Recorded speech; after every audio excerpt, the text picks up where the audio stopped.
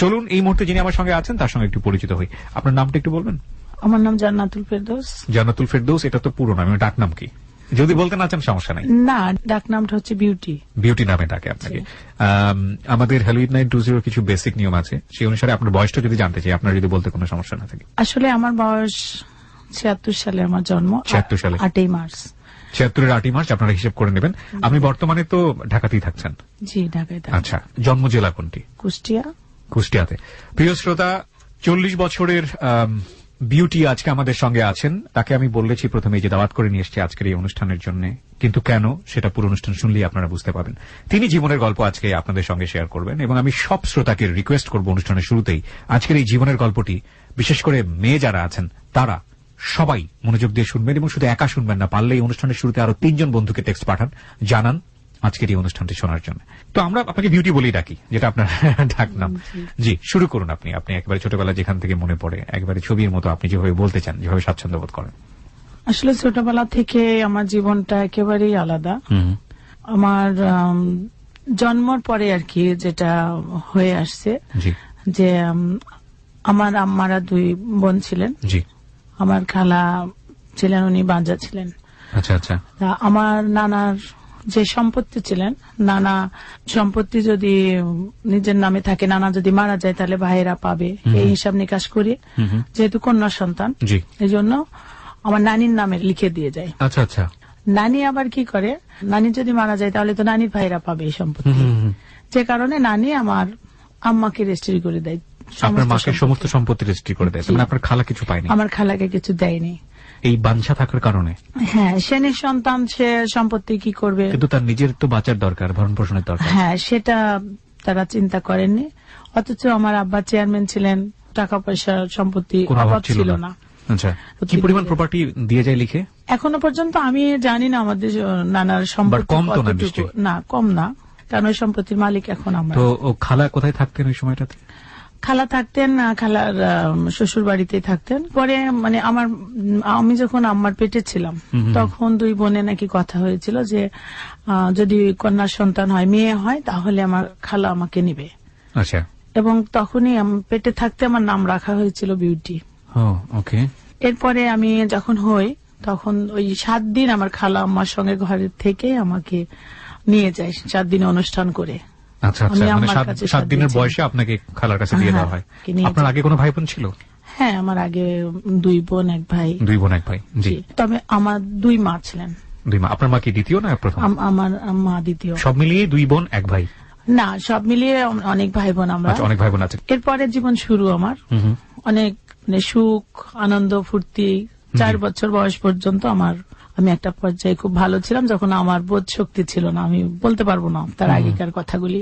যখন থেকে জীবনটা শুরু হয়েছে আমার মনে আছে, তখন থেকে আমি বলছি যে ওই সম্পত্তি যখন আমার আম্মার নামে আমার নানি সব লিখে দেয়, তখন আমার খালা খুব মন খারাপ করে আর কি। কিন্তু একবার চিন্তা করেনি যে ওনার সন্তান নাই বলে ওনার হাজবেন্ড তার একটা বিয়ে করতে পারে, তাহলে তার কি উপায় হবে, সেটা কিন্তু ওনারা ভাবেননি। আমার আম্মাকে ডাকতাম আমি খালা বলে, জি, আর খালাকে ডাকতাম আম্মা বলে। খুবই স্বাভাবিক, সেটাই স্বাভাবিক, কারণ সে আপনাকে বড় করছে। এটা জেনে আসছি। এরপরে যখন সম্পত্তি নিয়ে একটু রাগারাগি হতে হতে লাস্ট পর্যায়ে আমার আম্মা আমার খালার কাছ থেকে আমাকে কেড়ে নিয়ে যায়। কয় বছর বয়স সেটা? তখন আমার বয়স 4 বছর। আপনার তো মনে থাকার কথা না, আপনি পরবর্তীতে শুনেছেন এগুলো? শুনেছি, কিন্তু কিছু কথা মানে এখনো মনে আছে। যখন বনে বনে ঝগড়া করে যখন আমাকে আমার নানির বাড়ি থেকেই আমার আম্মা কেড়ে নিয়ে আমার আব্বার ওখানে বাড়িতে চলে যায়। আচ্ছা আচ্ছা। তখন খালা সহ্য করতে না পেরে আত্মহত্যা করেন। My goodness. তারপরে আম্মাকে আমি মেনে নিতে পারতাম না, মনে হতো যে ওনার জন্য আমার মা মারা গেছে। তখন আমি বাড়িতে মন বসতো না, ওই খালা যেখানে কবর দিচ্ছে কবরস্থানে ওখানে যে বসে থাকতাম, মানে না খেয়ে হয়তো ময়লা মেখে ঘরে আসতে চাইতাম না। এক পর্যায়ে আমার মা স্বাভাবিক একটা চেয়ারম্যানের মেয়ে যদি ধুলাম বালি মেখে এখানে ওখানে বসে থাকে তাহলে মান সম্মানের ব্যাপার, তখন উনি হয়তো ওইভাবে দেখছেন। তখন আমাকে শাসন করতেন, মারতেন। যখনই মারতো তখনই আবার চলে যাইতাম, মারধর করলে খালার বাড়িতে চলে যেতাম। আচ্ছা। ওখানে খালু পরে আবার বিয়ে করে আমার খালা মারা যাওয়ার পরে। তো উনি যদি বকাঝকা করতেন কষ্ট পাইতাম, ওখান থেকে আবার এখানে চলে আসতাম। এখানে এই বাড়িতে যখন আম্মা বকাঝকা করতো তখন ওখানে চলে যেতাম। একটা ছন্ন ছাড়া জীবন, মানে এরকম একটা অন্যরকম যাযাবর। ওকে। তারপর স্কুলের সময় হলো, আমাকে স্কুলে ভর্তি করলো। স্কুলে যে টেবিলে বেঞ্চেতে বই পড়েই আছে আমি নাই, মানে পড়াশোনার পরে কোনো মন বসতো না। সর্বক্ষণ মনে হতো আমার ভিতরে কি যেন একটা নাই। তবে আমার আব্বার সিনেমা হল ছিল, সেই সিনেমা হলে রূপাঞ্জলি সিনেমা হল এখনো আছে কুষ্টিয়াতে, ভেড়ামারাতে। আচ্ছা, মোটামুটি বিত্তশালী বলা যায় আপনার বাবা। জি, তো যখন ভালো লাগতো না তখন সিনেমা হলে সিনেমা দেখতে যাইতাম। আচ্ছা আচ্ছা। সিনেমা দেখছি, হয়তো ম্যাটিনি শো, তখন তো মর্নিং শো ছিল না। জি। Matinee show, first show, second show. 12টার পরে যখন হল ভাঙতো তখন চুপচুপ করে বাড়িতে আসতাম। ওই রাত্রিরে যদি আম্মা জানতে পারতো তখন ওই রাত্রিরে ধরে মারধর করতো। মানে এতটাই ছোট মানুষ, একটু আদর বা একটু বোঝানো এইসব ছিল না। কিন্তু উনি হয়তো অন্য সেন্সে আমাকে শাসনটাই বেশি সেটা পড়তো বেশি, আমার ওইটাকেই বেশি পড়তো। তখন তো আপনাকে কি বলেছিল আপনার মা যে আসলে তোমার মা আমি, এরকম কথাবার্তা কি বলতো আপনাকে? হ্যাঁ বলতো, মানে সবাই বলতো এটাই মা, ওটা খালা ছিল। আপনি তো মন থেকে পারতেন না মানতে? না, আমি মানতে পারতাম না। মানে এমন কষ্ট হয়েছে আমার যে শীতের সময়, শীতে বেশি কষ্ট হয়েছে যে আমি সিনেমা হল ভাঙলে একা একা বাসায় আসছি। আর এসে যদি ওই ঘরে ঢুকিয়ে আমাকে তো মার দিবে, মারের ভয়ে। তখন এই বারান্দায় একটা ক্যাম্প খাট ছিল, খাটের নিচে বড় বড় আমাদের ছাগল পালতো আম্মা। শীত, থুরথুরি শীত, ওই ছাগলের গায়ের মাঝখানে, দুই দিকে ছাগল, আমি মাঝখানে চুপ করে বসে থাকতাম, একসময় ঘুমাই যেতাম।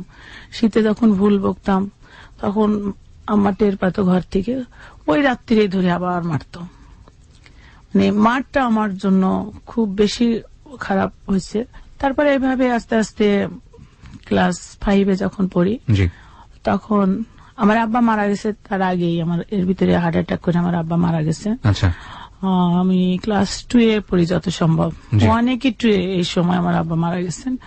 তারপরে আমাদের তো নানির যেহেতু কেউ নাই, এই বাড়িতেই, নানির বাড়িতে আমরা থাকতাম। আচ্ছা। আমার আব্বার আবার 2টা বাড়ি, আমার দাদার বাড়ি এবং আব্বা কেনা বাড়ি একটা। সেখানে আমার বড় ভাই, আমার বড় মার ছেলে আর কি, উনিও চেয়ারম্যান ছিলেন। আমার বড় ভাই চেয়ারম্যান ছিলেন। বড় ভাই আমাকে তখন নিয়ে যায়। নিয়ে যাওয়ার ঘটনাটা ওই দিন আমি সারা জীবন আমার মনে থাকবে। ওই দিন আমি, আমার এক বান্ধবী আমাকে নিয়ে ওই মাঠে, ওদের মাঠে জমি আছে, আমরা কোনোদিন আমি যাইনি, ওইখানে নিয়ে যায়। নিয়ে যাওয়ার পরে ওই না, কিন্তু নিয়ে যাওয়ার গল্পে আমি আসতে চাই, কিন্তু আপনার মা তো বেঁচে ছিলেন সেই সময়টাতে।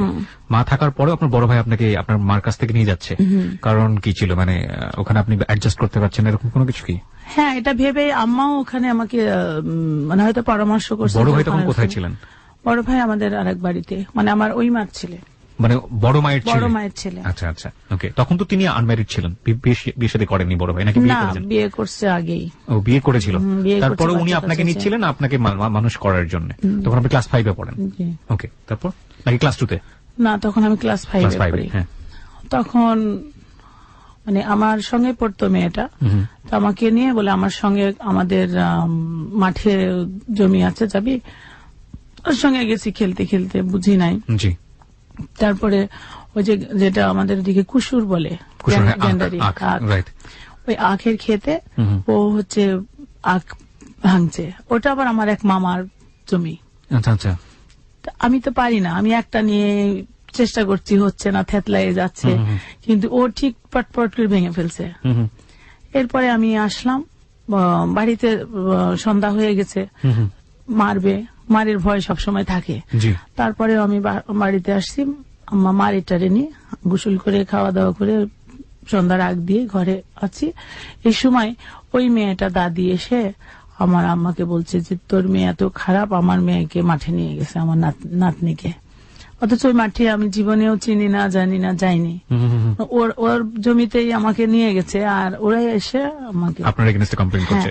তখন আমি শুধু বলছি যে না, আমি তো যাইনি, ও আমাকে ডেকে নিয়ে গেছে। তারপরে যেই ওই কথা বলার পরে ওই মহিলা, আমরা খালা বলে ডাকতাম, উনি বলছে যে কেমন করে মেয়ে শাসন করে, মুখে মুখে তর্ক করে। আর ওই দিন কি আমাকে এমনই মার দিছে, মানে বাড়ির সবাই মিলে মানে ধরে রাখতে পারেনি আমার আম্মাকে। ওহো। এবং ওই দিন কি এমন ভাবে মারছে যে আমার এই নাকের এটা এখনো ওচা। আমার আম্মার হাতে বালা ছিল, বালা দিয়ে জোরে করে মারছে, আমার নাক দিয়ে শুধু রক্ত রক্ত পড়ছে এই সময়টা। এই জিনিসগুলো যখন কমপ্লেন আসতো তখন আপনাকে জিজ্ঞেস করতো না যে তুমি এটা করেছো কিনা, করলে কেন করেছো? আমার এই জিনিসগুলো ছিল না বোধহয়, না, মানে কে কি বললো ওটার সঙ্গে পরে সঙ্গে অ্যাকশন। অ্যাকশন। ওহো, দিস ইজ ভেরি ব্যাড।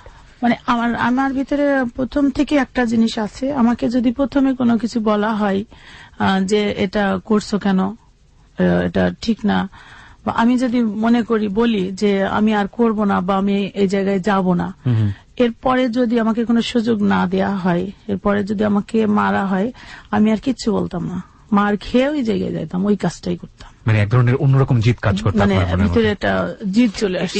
এই ব্যাপারটা অনেকের মধ্যেই আছেন, এবং এটা এক ধরনের সাইকোলজিরই একটা পার্ট। সে বিষয়টা না আমরা অন্য এক সময় কথা বলবো। জি বলুন। তারপর ওই তো এমন মার মারছে, আমি একেবারে মানে খুবই আহত হয়ে গেছিলাম। ওই সময়ে আমার ওই বড় ভাইয়ের সঙ্গে কথা বলে ওই রাত্রিরে আমাকে দিয়ে আসে এই ঘটনার প্রেক্ষাপটে। হ্যাঁ, এই ঘটনার প্রেক্ষাপটে তখন আমি বড় ভাবি আমাকে খুব ভালোবাসতো, ভাবি মানে নিজেদের বাচ্চাদের সঙ্গে খাইতাম, মানে একসঙ্গেই আমরা হয়তো 1-2 বছরের ছোট বড় এমন। ভাইয়ের 2 মেয়ে আমার সঙ্গে থাকতো, একসঙ্গে ঘুমানো, গোসল করা, স্কুলে যাওয়া সব একসঙ্গে। ওইখানে কি আপনি একটা বেটার এনভায়রনমেন্ট? হ্যাঁ। তো তখন আস্তে আস্তে আম্মা দূরে থাকলো, আমি দূরে থাকলাম।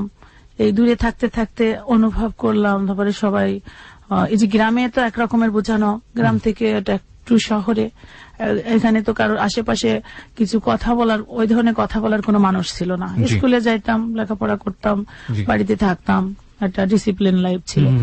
তারপর অনুভব করলাম যে এটাই আমার মা, এবং আমার মাও তখন আস্তে আস্তে কিছু রান্না বান্না করলে আমার জন্য পাঠাইতো, মানে যে মা অত্যাচার করতো তার ভিতরে এক ধরনের মায়া তৈরি হলো। মায়া তৈরি হলো, মানে আমারও মায়া তৈরি হলো, তারও তৈরি হলো। আর মা তো মাই, সে তো জন্মদায়ী মা।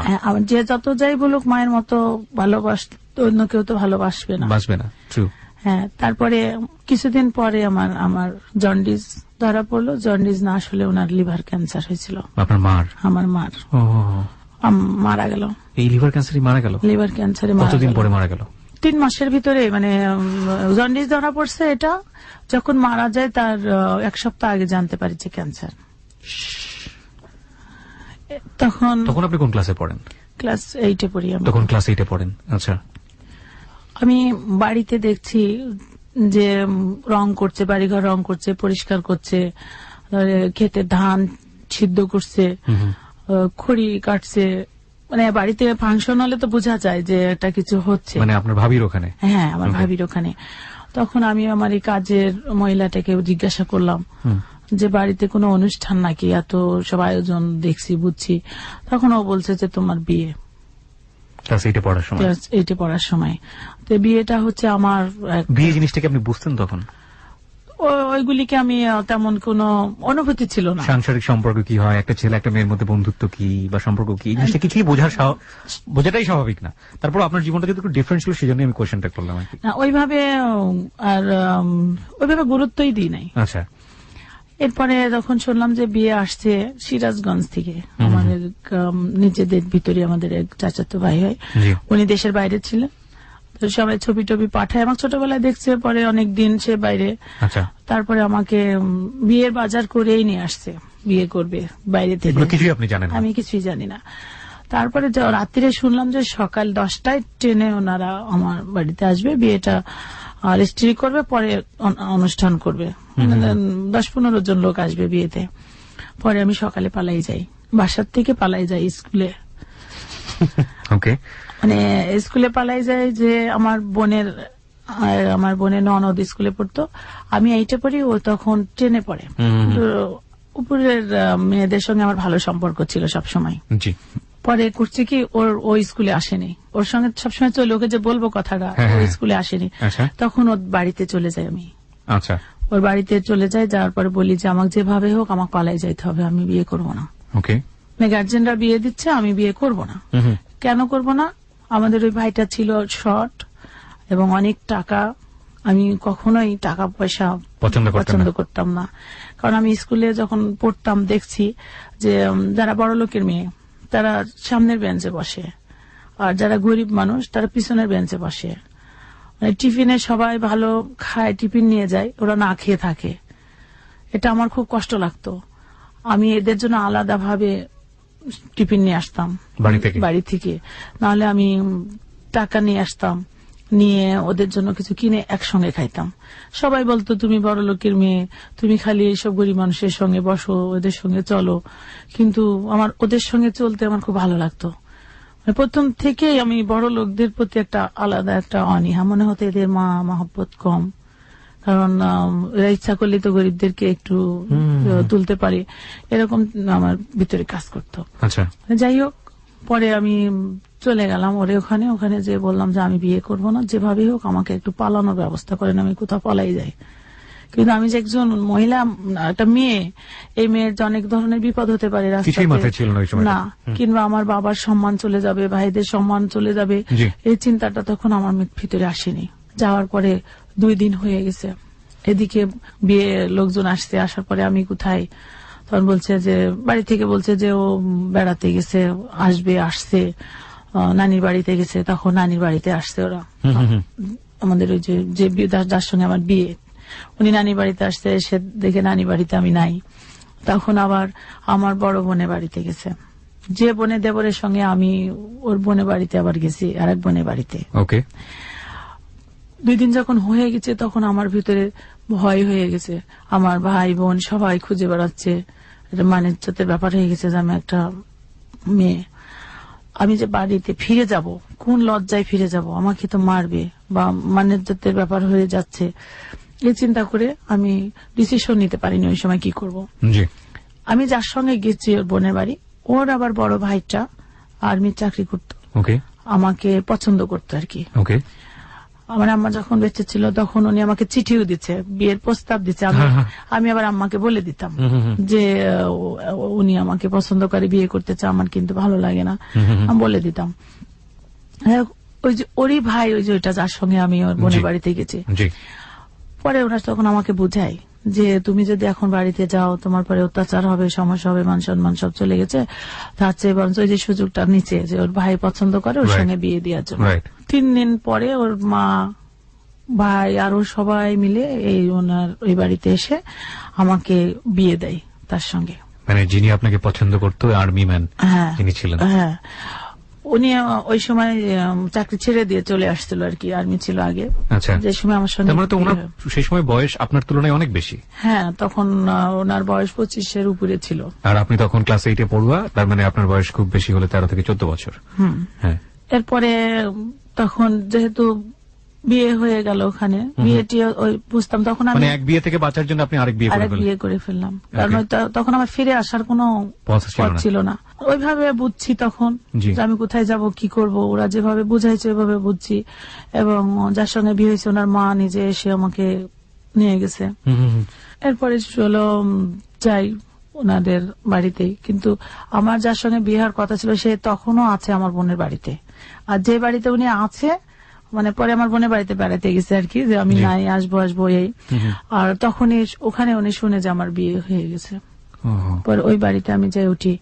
কিন্তু উনি আমাকে পরপর 3 বার প্রস্তাব দেয়, 3 বার দেশের বাইরে চলে যায়, আবার আসে বিয়ে করার জন্য, যে ছেলেটা আপনাকে বিয়ে করতে চেয়েছিল। হ্যাঁ, কিন্তু এখানে যে ঘটনা শুরু হলো, মানে উনি তো কাজ করতো না, বেকার লোকের সঙ্গে বিয়ে বসলাম। তারপরে আমি একটা 3 পিস পরে আসছি, শুধু জামা পায়জামা একটা, কোনো কিছু নিয়ে আসিনি। মানে কষ্টের একটা, ওই বাড়ি চেয়ারম্যান, ওটাও হচ্ছে চেয়ারম্যান বাড়ি। আমার আব্বা চেয়ারম্যান ছিল, আমার বোনের শ্বশুর চেয়ারম্যান ছিল, আর যার সঙ্গে আমার বিয়ে হয়েছে আমার বোনের হচ্ছে চাচা শ্বশুরের ছেলের সঙ্গে বিয়ে। মানে এটাও এক ধরনের আত্মীয় সম্পর্ক, একই বাড়ির ভিতরে, মানে সেপারেট আর কি। পরে ওখানে যে ওই যে গরুর গোবর তোলা, তারপরে আপনার 5 কেজি 6 কেজি আটা রুটি বানানো, বড় বড় রুটি, ওই যে কামলা বড় যে কাজ করে এরা খায়, মানে বিশাল বড় উঠান, আমার তো অভ্যাস নাই, সে উঠান ঝাড়ু দিয়া, অনেকগুলি প্রায় 5টা ননদ ছিল, বৃষ্টির ভিতরে ভিজে ভিজে উঠান ঝাড়ু দিতে হতো, রান্না করতে হতো, আবার ধান বানতে হতো, ঢেঁকিতে ধান বানতে হতো। আর বড় যে পানের বরজ ওই এলাকায় বেশি, পানের বরজে খোল দেয়, যে সরিষার যে খোল, যেটা তেল বের হয়, ওই খোল কুটে ওইটাকে আবার হচ্ছে বরজে দিত।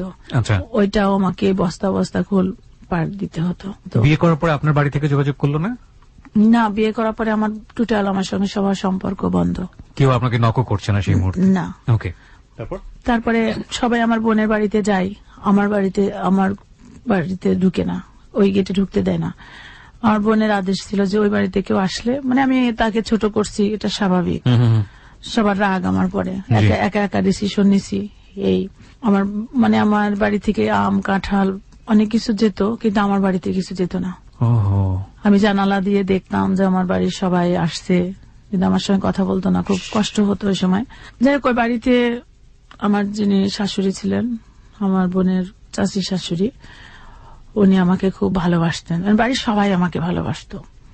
শুধু উনি ছিল বেকার, আমি বেকারত্ব দূর করার জন্য চেষ্টা করছি। প্রথমে আমার গহনা ছিল, যে খালার গহনা তো আমি পাইছিলাম, তারপরে মাও গহনা দিছিল, আমার নিজস্ব ছিল, ওইগুলি আস্তে আস্তে বিক্রি করে একটা একটা বিক্রি করে করে পানের বরজ বানালাম 500 পিল্লি বলে আর কি, শাড়ি। সংসার করার সময় ওটা করলাম। তারপরে আমার শ্বশুর ছিলেন, উনি দেখলেন যে ছেলে বেকার, উনি আমাকে 5 বিঘা জমি দিলেন, যে এই জমি কটে দিয়ে হোক আর আবাদ করে হোক, তুমি এটা নিয়ে চলো। আচ্ছা। তো ওইটা আমি কটে দিতাম। কটে দিয়ে প্রতি বছর চুক্তিতে দিতাম, বছরে ওখান থেকে আমি 10-15 হাজার টাকা মতো পাইতাম। প্রিয় শ্রোতা, আমরা এই জায়গাটায় ছোট্ট একটা বিরতি নিতে চাই। একটা জীবন, শৈশব থেকে একটা কথা বলা হয় মেয়েদেরকে, কন্যা, জায়া এবং জননী। কন্যা বা শিশুকালে কেমন ছিলেন উনি, এবং এখন তিনি জায়া, এবং জায়া অবস্থায় তিনি যে ডিফিকাল্টি ফেস করছেন সেটার বাঁকগুলো কেমন, সেটা আমরা জানবো ছোট্ট একটা বিরতির পরে। মাত্র 4 মিনিটের বিরতি। আপনারা শুনছেন জান্নাতুল ফেরদৌস তথা বিউটির জীবনের গল্প। হ্যাঁ, আমরা ফিরছি আবারও জীবনের গল্পে। আপনি যেখানটাতে ছিলেন, আপনি বলছিলেন যে 5 বিঘা জমি পেলেন, সেখানে পানের বরজ করলেন, তারপর? আমি পানের বরজ করলাম, যে বেকার কতক্ষণ থাকবে। ওনার ছিল 150 বিঘা, 150 পিলি বরজ আলাদা, আর আমি 500 পিলি আমার মতো করে করলাম। করার পরে আমি পান যখন হয়, আমি পান ভাঙি নাই, বিক্রি করে নাই। যেদিন আমি ওই কামলা নেই, ওই দিনকে উনি যাই আর কি পানের বরজে। আর যেদিনকে আমি নেই না, উনি সেদিন যায় না। মানে স্বামী স্ত্রীর ব্যাপার, সেটা তো নিজেরই, ওনারটাও আমার, আমারটাও ওনার, এটা কখনো ভাবতো না। মানে আপনারটা আপনারই ভাবতো? হ্যাঁ, আমারটা আমারই ভাবতো। পরে যখন ওই পাশের শলি বলে, ওইগুলি গাছের সঙ্গে বেঁধে দেয়, আমার লাগবে হয়তো 5 বোঝা, আমি 15 বোঝা কিনে ফেলি, তাও আমার হয় না, মানে এরকম। তার মানে আমারগুলি দিয়ে উনি কাজ করে। আমার হয়তো খোল দেওয়া লাগবে 1 মণ, সেখানে আমাকে কিনা লাগবে 3 মণ, মানে হিসাব দেয় 3 মণ লাগবে। পরে একদিন ওর বোনের সঙ্গে আমি বড়জে গেলাম, যে একটু দেখে আসি না। আমি সবার পান ভেঙে বিক্রি করছে, আমারটা তো মনে আছে। আমি একবারে ঝুড়ি হিসাবে, হয়তো তখন 20,000-25,000 টাকা ঝুড়ি ছিল, এক ঝুড়ি পানের দাম। একবারে আমি পানটা নিব, টাকাটা আমার চলে আসলো। যে দেখি 1-2টা করে পান আছে, আর কোনো পান নাই, মানে সব বিক্রি হয়ে গেছে। প্রতিদিন সে আমারটা বিক্রি করে, আর তার পানগুলি রয়ে গেছে। ভেরি স্যাড, খুব স্বাভাবিক, এবং এখানে মাথা ঠিক রাখাটা খুব কঠিন। এরকম কাজ করছে, মানে এতটাই সে মানে স্বার্থপর ছিল। যেমন আমাকে যদি কেউ কিছু খেতে দিত, তা আমি বসে থাকতাম, যে তার জন্য, যে এটা 2জন খাবো, স্বামী স্ত্রীর ব্যাপার, 2জন খাবো। তখন করতো কি, আমি হয়তো উনি আসার আগে কোথাও আশেপাশে আছি, ঘরে নাই, এসে দেখবো সে আমাকে না দিয়ে খেয়ে ফেলছে। মানে এরকম একটা আমার প্রতি একটা অনীহা ছিল। মাঝখানে আমার এর ভিতরে আমার বাচ্চা হয়, হ্যাঁ, এটা বেবি হয়, হয়ে মারা যায়। বাচ্চা হওয়ার পরে পেটে থাকতেই মারা যায়? না, পেটে থাকতে মারা যায় না, হওয়ার পরে সুস্থ স্বাভাবিক হওয়ার পরে হঠাৎ মারা যায়। তারপরে আমার মন মানসিকতাটা আরো খারাপ হয়ে যায়। তবে আমি সব সময়, সারা জীবনে এখনো আমি ওই চাষবাসের প্রতি একটু দুর্বল ছিলাম। সবজি লাগাইতাম, ফুল বাগান করতাম, মানে একটা শখ আমার। তো ওইখানে আমি কলার বাগান, ওলের বাগান, সবজি, বিভিন্ন ধরনের সবজি করতাম। যাই হোক, চলতাম আমার মতো। এর মাঝে আমার কষ্ট দেখে আমার বোনের বাড়ি যেহেতু একসঙ্গে, কথা বলে না, বোন চেষ্টা করছে যে আমি ওখানে কষ্ট করে যেন না থাকি, চলে আসি। অনেকগুলি অফার দিছে আমাকে, সুযোগ দিছে। তখন আমার মনের ভিতরে একটা জিনিস আসতো যে আমি একটা মেয়ে মানুষ, একবার বিয়ে হয়েছে, সেটা ভালো হোক মন্দ হোক চেষ্টা করি থাকার। যেহেতু বাবা মা নাই, আমাকে তো ভাই বোন নিয়ে যে আবার আরেক জায়গায় বিয়ে দিবে, তারা তো ঘরে রাখবে না। সেখানেও যদি আমার এরকম কষ্ট হয়, একটা মানুষের, একটা মেয়ে মানুষের কয় জায়গায় বিয়ে হয়, মানে এটাকে খুব লজ্জা মনে করতাম। লজ্জা মনে করে তাদের কথাকে মানি নাই, তাদেরকে বারবার অপমান করছি, বারবার অফার দিছে, বারবার অপমান করছি। তারপরে আর তারা আমাকে আর সহযোগিতা করেনি, যা খুশি তাই করুক, এরকম একটা। তবে আমার শ্বশুর বাড়িতে আমি ছিলাম মেয়ের মতো, মানে বোনের শ্বশুর বাড়ি তো সবাই তুই মুই করে কথা বলতো, দেবর ভাসুর সবাই মানে ওই বাড়ির মেয়ের মতো। এমনকি ওই বাড়িতে আমার বিয়েও আসছে, আমি ওই বাড়ির মেয়ে বলে বিয়ের সম্বোধন আসছে যে আমি ওই বাড়ির মেয়ে বিয়ে দিবে নাকি, এমনও হয়েছে। তো এইভাবে চলতে চলতে বাচ্চা মারা যাওয়ার পরে আমার মন মানসিকতা ভেঙে যায়। তারপরে আবার কিছুদিন পরে আবার আমার বাচ্চা হয়, মানে 1-1.5 বছরের ভিতরে আমার আর একটা বাচ্চা হয়। সে বাচ্চাটা হওয়ার পরে মোটামুটি একটু ভালো ছিলাম।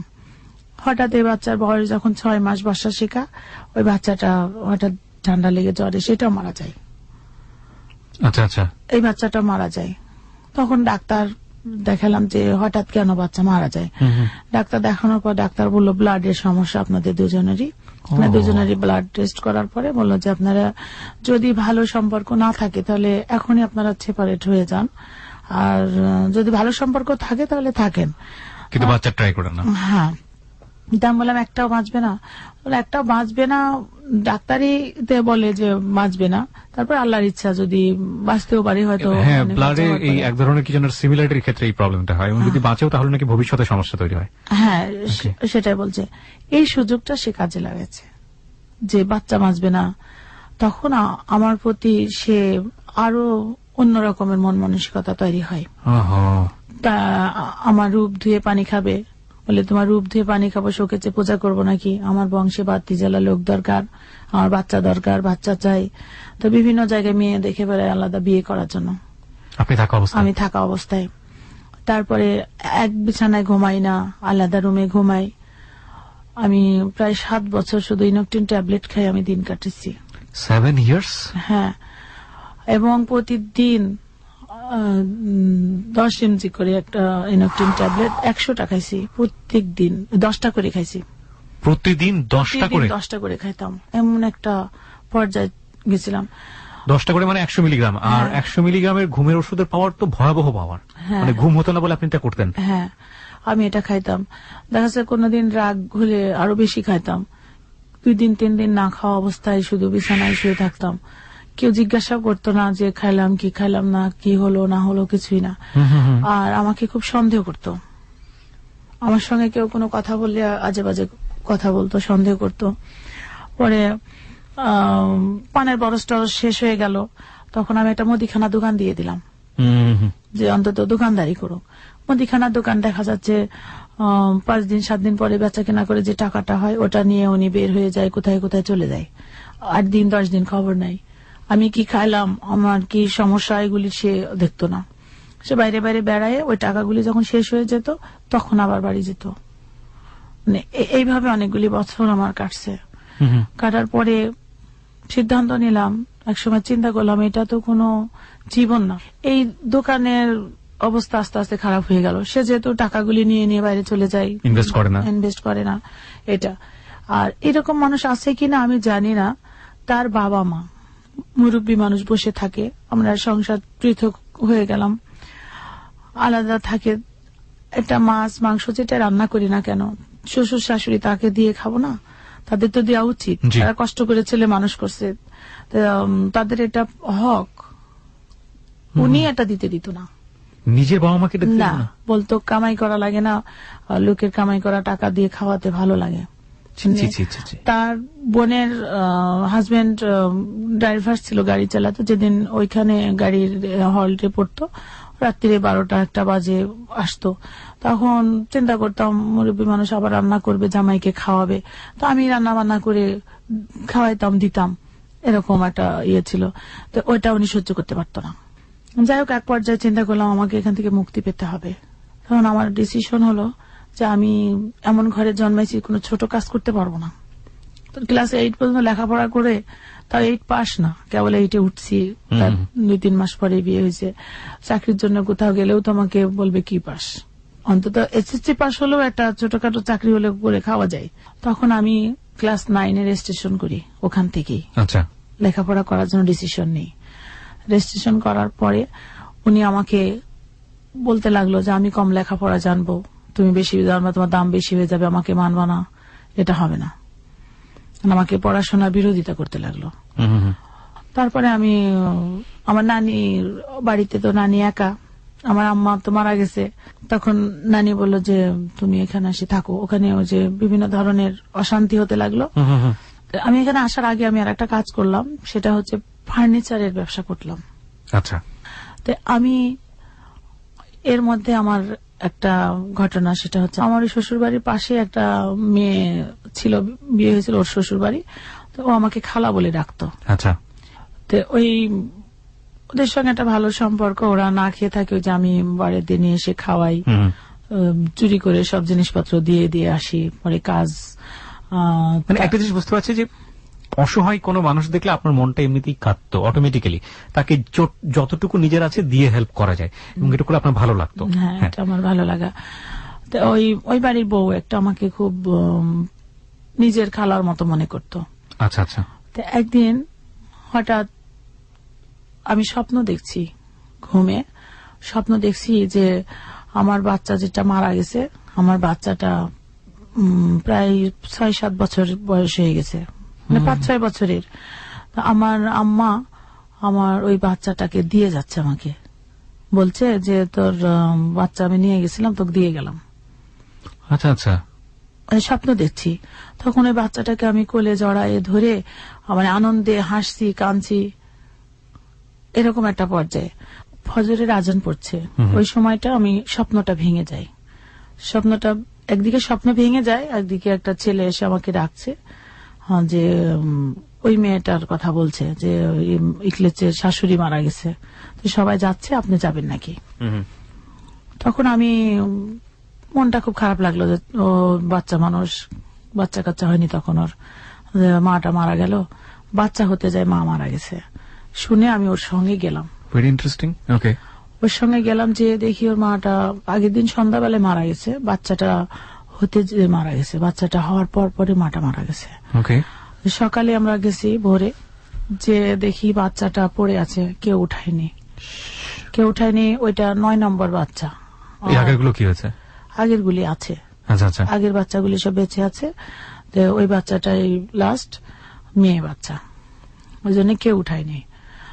তখন আমি ঘুরতে ঘুরতে আমি ভাবছি যে মারা গেছে, যেহেতু পেটের ভিতরে হয়তো বাচ্চাটা রয়ে গেছে, হতে যায় মারা গেছে, তখন বাচ্চা যে হয়ে মারা গেছে তা জানি না। এবং এরকম হলে সাধারণত সমাজে যেটা হয় কুলাঙ্গার বলা হয়, অপায়া বলা হয়। হ্যাঁ, ওকে ওইভাবে বলছে। তারপরে আমি ওই রান্নাঘরের দিকে যে দেখি, ওই রান্নাঘরে বাচ্চাটা হয়েছিল আর কি, ফেলে রাখছে, গলাটা ভেঙে গেছে, কাঁদতে কাঁদতে সারা রাত কাঁদতে। তখন গরমের সময় আমি বাচ্চাটা তুলে পাশের বাড়িতে নিয়ে গেলাম, যে শুধু বলছিলাম যে বাচ্চাটা এইভাবে রেখে দিচ্ছে, আমাকে দিলে তো আমি নিয়ে যেতাম। আচ্ছা আচ্ছা। এটা বলছে।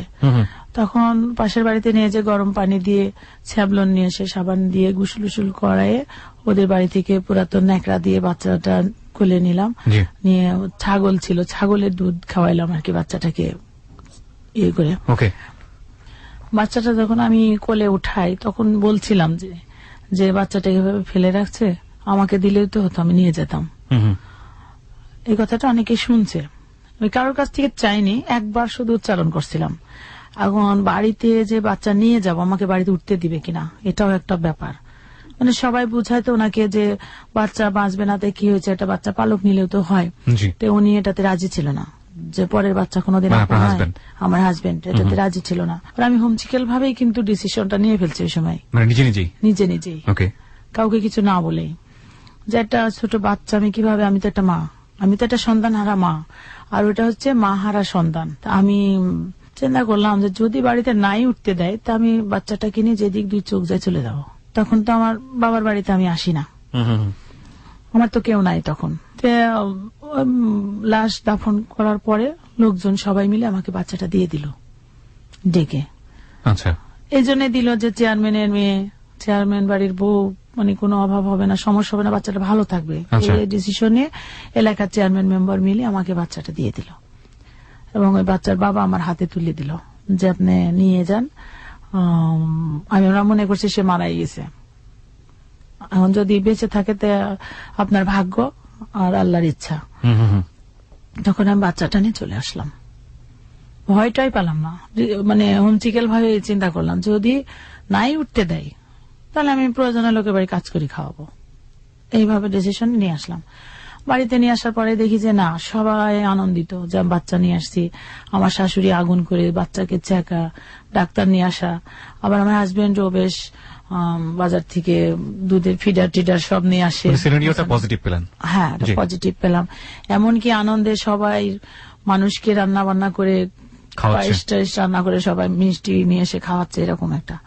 এরপরে বাচ্চাটারও যে নিউমোনিয়া হয়ে গেছিল, ঠান্ডায় পড়েছিল, মারা যাচ্ছে। পরে হসপিটালে ভর্তি করি, অক্সিজেন দিয়ে রাখি ডাক্তার। তারপরে ডাক্তার বলে যে বাচ্চাটা বাঁচানো মানে সম্ভব হবে না, কারণ বাচ্চাকে কিছুই খাওয়ানো যাচ্ছে না, যা কিছু দিচ্ছে ছাগলের দুধ খাওয়াতেন। হ্যাঁ। পরে ডাক্তার বলল যে এই বাচ্চা যদি মায়ের দুধ পায় তাহলে বাচ্চা বাঁচবে, না হলে বাচ্চা বাঁচবে না। যদি বুকের দুধ খাই, দ্যাট ইজ কোয়াইট ইম্পসিবল, কোথায় ম্যানেজ করবেন? হ্যাঁ, বুকের দুধ খেলে বাচ্চা বাঁচবে, নাহলে বাঁচবে না। পরে ঘুরাই দেয়। 6 দিনের দিন বাচ্চাটা আমি বাসায় নিয়ে আসি। ওই যে কান্নাকাটির মধ্যে দিয়ে চিকিৎসা চলছে, ওষুধ খাওয়াচ্ছি। তারপরে যখন বাচ্চার বয়স 9 দিন, ওদিনই কিন্তু মারা যাবে, ডাক্তার বলছে আর 1 দিন বাঁচতে পারে। না খেয়ে কতক্ষণ বাচ্চা রাখবে, একদম পাতলা, সব মনে হয় নাড়ি ভুড়িগুলি দেখা যেত, এমন পাতলা, কিন্তু খুবই সুন্দর, পুতুলের মতো ফর্সা সুন্দর বাচ্চাটা। মায়া হয়ে গেছে, আমি তো আবার কোলে করে রাখছি, আবার মারা যাবে। সারা রাত্রি কান্নাকাটি করছি যে আল্লাহ তুমি কেন দিলা, কেন আবার আমার পুরাতন কষ্টগুলিকে আবার নতুন ভাবে জাগাচ্ছ, এই কোন পরীক্ষার ভিতরে আমাকে ফেললা, আমি এতই পাপ করছি যে আমাকে সারা জীবন খালি কান্নার মধ্যে থাকতে হবে। এইভাবে আমি সারা রাত কান্নাকাটি করতে করতে একটু ঘুমাই গেছি। ফজরের সময় আবার ঘুমাই গেছি। ঘুমানোর পরে উঠে দেখছি আজান পড়ছে, ওই সময় ঘুম ভেঙে গেছে। দেখছি দুধ নেমে, আমার বুকের দুধ নেমে ভেসে গেছে সব, মানে শাড়ি ভিজছে, মশারি ভিজছে, বিছানা ভিজে গেছে দুধ নেমে। আমি ভয় পেয়ে গেছি। তাড়াতাড়ি উঠে আমার শাশুড়িকে ডাক দিলাম যে এই ঘটনা। তখন আমার শাশুড়ি আবার ডাক্তারকে ডাকাই নিয়ে আসলো ভোরে। তারপরে মসজিদের হুজুর আসলো, সবাই মানে সবাই দোয়া দরুদ সবসময় পরে বাচ্চাটা যেন বেঁচে যায়, এই জন্য আমি সবসময় কান্নাকাটি করি। পরে সবাই বলল যে এই বাচ্চা মরবে না, এই বাচ্চা বেঁচে থাকবে। আচ্ছা, এর আগে সেকেন্ড বেবিটা আপনার কবে হয়েছিল? ওই বাচ্চাকে নিয়ে আসার কত আগে? 3 বছর আগে। সো এখানে সায়েন্টিফিক্যালি কোনোভাবেই আপনার এই ঘটনা ঘটার কথা না শরীরের মধ্যে? না। একেই বলে আল্লাহর মিরাকল, আল্লাহ চাইলে সব পারেন। হ্যাঁ, বলুন। তারপর পরে সবাই যখন বললো বাচ্চা বেঁচে যাবে, এই দুধ ওর জন্য আল্লাহ হচ্ছে দিচ্ছে, এই দুধ ওকে খাওয়াও, সবাই বললো। তখন আস্তে আস্তে আস্তে আস্তে বাচ্চা দুধ খাইতে শুরু করলো। এই বাচ্চাকে আর গরুর দুধ খাওয়াতে পারি নাই, পুরা 1 বছর আমার শুধু বুকের দুধ খেয়ে এসে বড় হয়েছে। আর বিভিন্ন এলাকা থেকে লোকজন। কি নাম রাখলেন? নাম রাখলাম অশ্রু। অশ্রু? অশ্রু নামটা কেন রাখলেন? অশ্রু রাখলাম যে ওর জীবনটা কানতে কানতে ওখান থেকে আসছে, মানে তখন মনে হচ্ছিল আনকমন একটা নাম হবে, সুতরাং এরকম একটা নাম। হ্যাঁ, মানে ওর জীবনের সঙ্গে এবং আনকমন একটা নামের সঙ্গে মিলে গেছিল আর কি, এই জন্য অশ্রু রাখছিলাম। কিন্তু আমার নামের সঙ্গে মিলাই আবার ওর নাম রাখা হয়েছিল, ভালো নাম, সেটা হচ্ছে সোমালিয়া জান্নাত। সোমালিয়া জান্নাত, ওকে। সোমালিয়া জান্নাত অশ্রু। এরপরে যাই হোক, বাচ্চাটা আমার ঘরে আসার পরে আমার উন্নতি হতে শুরু করলো। এই বাচ্চাটা নেওয়ার পরে সাংসারিক উন্নতি শুরু হলো। আমি একটা গাছ কিনলাম, বট গাছ। সেটা হলো 10,000 টাকা দিয়ে একটা বট গাছ কিনলাম। সেই গাছটা আমি ফার্নিচারের জন্য করলাম। আমি 85,000 টাকা লাভ করছি 10,000 টাকা দিয়ে গাছ কিনে। বাহ বাহ, চমৎকার। মানে বেশ কন্যা সন্তান পরিবারের জন্য সৌভাগ্য, এটা আমাদের রিলিজিয়নে কিন্তু আছে। হ্যাঁ, কন্যা সন্তান মানে হচ্ছে কি যেন বলা হয়, জান্নাতের একটা চাবি পেল না কি যেন। চমৎকার। হ্যাঁ, বলুন। তারপরে এর মধ্যে দিয়ে ওই যে সংসারের যে অশান্তিগুলি, সন্দেহ টন্দেহ, এগুলি তো ছিলই সবসময় জন্য, টুকটাক লেগেছিল। এই সুখে থাকার মধ্যেও কিছু কিছু সমস্যা ভালো রকমের বিরাজ করতে লাগলো। তখন আমি, আমার এই যে নানি বেঁচে ছিল, নানি তখন বলল যে আমার এখানে চলে আসো, আমার বাড়িতে, আমার এখানে থাকো তুমি। তখন এই বাচ্চা নিয়ে আমি সবকিছু নিয়ে চলে আসলাম আমার নানির বাড়িতে। এসে ওই ফার্নিচারের কারখানা এখানে দিলাম। তারপরে আমি কি করলাম, ওইখানে পরীক্ষা দেওয়ার জন্য সিদ্ধান্ত নিই, দিলাম হচ্ছে ফর্ম ফিল আপ করলাম। 9-এ ভর্তি হয়েছিলাম ওই এলাকাতেই। পরে আমি ফর্ম ফিল আপ করলাম, পড়ার জন্য খুব চেষ্টা করি, আমাকে পড়তে দেয়া হয় না। বই কিনে, বইগুলো যে মুদিখানা দোকান একটা ছিল, ওইটা দিয়ে বই ছিঁড়ে ছিঁড়ে উনি ওই জিরা মশলা বিক্রি করতো, আমার নতুন নতুন বইগুলি ছিঁড়ে ছিঁড়ে। আর টেবিলের পরে বই কিনে এনে রাখতাম, খাতা কলম কিছু থাকতো না। মানে ক্লাস 8 এর পরে আপনার একটা বিশাল ব্রেক চলে গেল। হ্যাঁ। তারপর আপনার নিজের পড়ার ইচ্ছাতে আপনি ভর্তি হলেন। হ্যাঁ। এটা কি ওপেন ইউনিভার্সিটিতে নাকি না? রেগুলার? প্রথমে আমি রেগুলারই ভর্তি হন। ওকে, তারপর রেগুলারে ভর্তি হওয়ার পরে যখন আমাকে পড়ার জন্য আমাকে আর একটা অত্যাচার শুরু হলো। কিরকম? আমি ওই যে বড় হয়ে যাব, উনি ছোট হয়ে থাকবে, এরকম একটা টেন্ডেন্সি তার ভিতরে কাজ করছে। আমি যেন বড় হতে না পারি, নিজের কমপ্লেক্সিটি। হ্যাঁ। তো বাড়িতে মাস্টার রাখি, মাস্টারকে আসতে একদিন আসলে আর একদিন বলে যে বাড়িতে গেলে খবর আছে, এরকম একটা পর্যায়ে আসে। তো এর ভিতরে আর একটা কঠিন ঘটনা, সেটা হচ্ছে আমার আব্বার হলে চাকরি করতেন এক ভদ্রলোক, উনি পরে সিনেমা হল দিছে। জি। চাকরি করতে বলতে ওনার বয়স যখন, উনি যখন ক্লাস 6-এ পড়ে, তখন আমার আব্বা ওনাকে আমাদের বাড়িতে নিয়ে আসে। আচ্ছা। নিয়ে এসে ইন্টারমিডিয়েট পাশ করে, মানে বিয়ে পর্যন্ত লেখাপড়া করায়। আমার জন্ম হয়নি তখনকার কথা বলছি, সেই যুদ্ধের আগে, অনেক আগের ঘটনা। তখন উনি আমার এক বোনের সঙ্গে বিয়ে করতে চাই। আমাদের বাড়িতে বাজার করতো, হুকুম শুনতো, লেখাপড়াও করতো, এরকম ছিল। তখন আমার ভাইরা বলে যে মানে অন্যভাবে তাকে ট্রিট করে আর কি, যে একটু কর্মচারীর সঙ্গে মালিকের মেয়ের কখনো বিয়ে হয় নাকি। পরে আমার আব্বা বেঁচে থাকা অবস্থায় ওনাকে আমার আব্বাই পছন্দ করে একটা মেয়ে বিয়ে দিয়ে নিয়ে আসে। আচ্ছা। বিয়ের পরে উনি তখন ওনার বাড়িতেই থাকে। তারপরে আব্বা, আমার ভাইরা আবার জমিদারের বাচ্চা, এই জমিদারি একটা ভাব ছিল, ওনারা কোথায় জমি আছে, কোথায় কি হচ্ছে, ব্যবসা বাণিজ্য, এগুলি দেখতো না। আচ্ছা। তা আব্বা ওনাকে দিয়ে সব গোপন কাজ সব কাজে লাগাতো। এই সুযোগটা উনি নিয়েছিল। নেওয়ার পরে আমাদের সিনেমা হলটাকে সে জাল করে অন্যজনের নামে রেজিস্ট্রি করে দেয়। ওকে। সিনেমা হলটা রেজিস্ট্রি করে দেওয়ার পরে আমার আব্বা হঠাৎ হার্ট অ্যাটাক করে মারা যায়।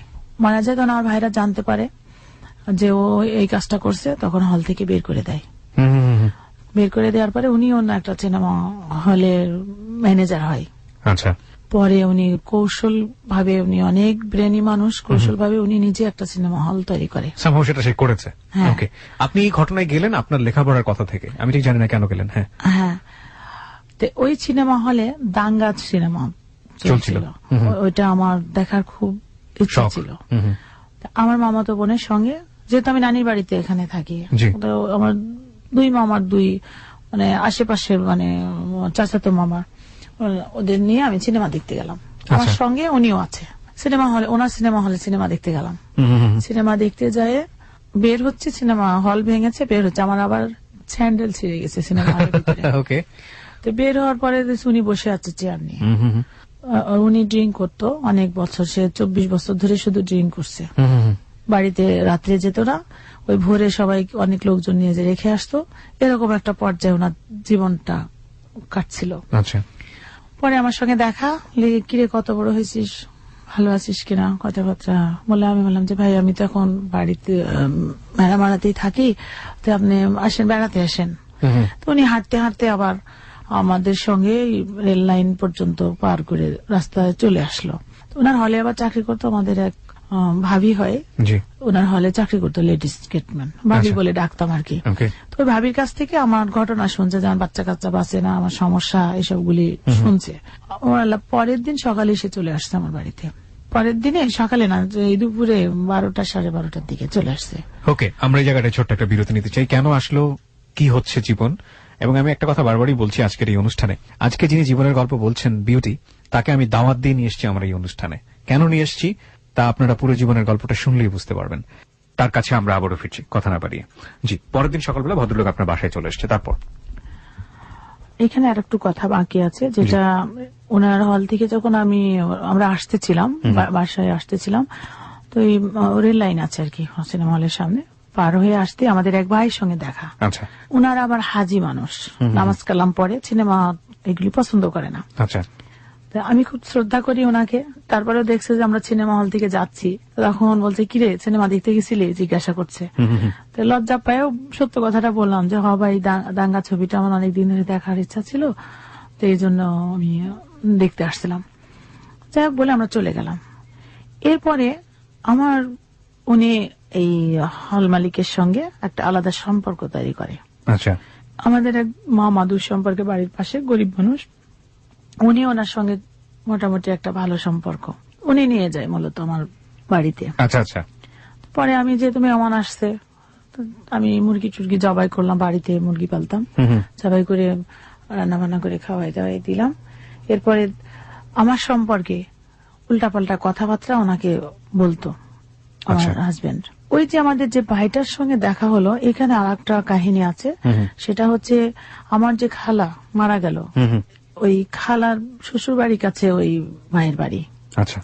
আমার খালা মারা যাওয়ার পরে উনি ঢাকা চলে আসে লেখাপড়া করা অবস্থায়। আচ্ছা।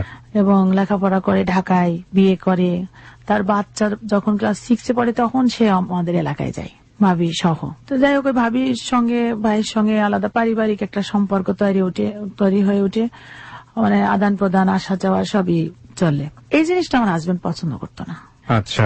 উনি পছন্দ করতো না, ঠিক আছে, আমাকে বলো যে আমি এটা পছন্দ করি না, সেজন্য আসে না, বা আমাকে না বলতে পেরে এই হল মালিককে সে এইসব গল্পগুলি করতো।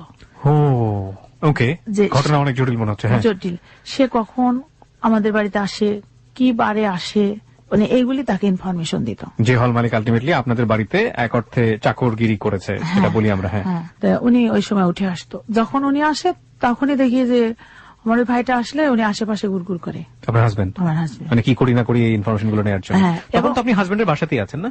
আমার বাড়িতে, আমার নানির বাড়িতে। তখন নানির বাড়িতে থাকেন, হাজবেন্ডের সঙ্গে একটা সেপারেশন? না, ওর সঙ্গে নিয়ে আসি এখানে, ওনাকে সঙ্গে করে চলে আসি আমার নানির বাড়িতে, হাজবেন্ডকে সাথে করে নিয়ে। তারপরে এক পর্যায়ে এই জিনিসটা জটিল রূপ ধারণ করলো। খুব স্বাভাবিক। জটিল রূপ ধারণ করলো। উনি তো নেশা করতো। আপনার হাজবেন্ড? না, ওই যে হল মালিক। হ্যাঁ। ইনি নেশা করতো, গাঁজা খাইতো। হ্যাঁ, গাঁজা টাজা খাইতো, এরকম। আমি এগুলি করতাম না, মাঝে মাঝে গ্যাঞ্জাম হতো।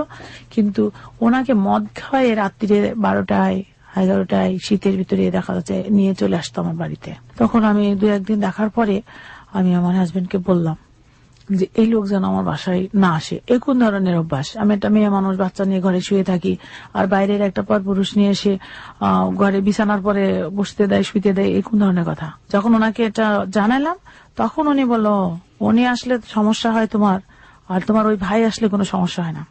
মানে ওনাকে মেন করে যখন এই কথাটা বললো, তখন আমি বললাম, ঠিক আছে, উনিও আসবে না, ইনিও যেন না আসে, দুইজনই বন্ধ করো। উনি আসবে না, আমি ওনাকে বলে দেবো উনি আসবে না। জি।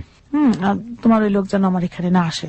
এরপরে যখন আমি দুইজনকে আসতে নিষেধ করলাম, তখন আসতে পারলো না বাসাতে, তখন আলাদা ধরনের পলিসি শুরু করলো। সেটা আশেপাশের লোকজনকে বলল, যদি ওই আমার ওই ভাইয়ের কথা বলে, ওই যদি আসে তাহলে হচ্ছে তোমরা বাইরে থেকে দরজা বন্ধ করে দিবা, দিয়ে বিয়ে পড়াই দেবা তার সঙ্গে। মানে এক ধরনের সন্দেহ আপনাকে নিয়ে, তুমুল সন্দেহ হচ্ছে। আপনি তাকে ভাইয়ের চোখেই দেখতেন? হ্যাঁ, সে আমাকে একদম আপন বোনের মতো জানতো, আমিও তাকে সেইভাবে দেখতাম। এই সন্দেহগুলো খুবই মারাত্মক। আচ্ছা, বলুন। তারপরে ওই ভাই মোটরসাইকেল নিয়ে যাওয়ার সময়, মানে আমি বাড়ি থেকে বলে দিলাম, আসলো না, আমি বললাম, ভাই আপনি আসেন না, এখানে অনেক ধরনের ষড়যন্ত্র চলছে, আপনার কোন ধরনের ক্ষতি হোক এটা আমরা চাইনি। আমার নানি এবং আমি বুঝাই বললাম যে কিছুদিন আসেন না। আচ্ছা। এরপরে উনি রাস্তায় যাচ্ছে, রাস্তার ভিতরে সব অনেক কিছু ছেলেদেরকে টাকা পয়সা দিয়ে ওনাকে একটা হ্যারেন্স করার চেষ্টা করে। আপনার হাজবেন্ড?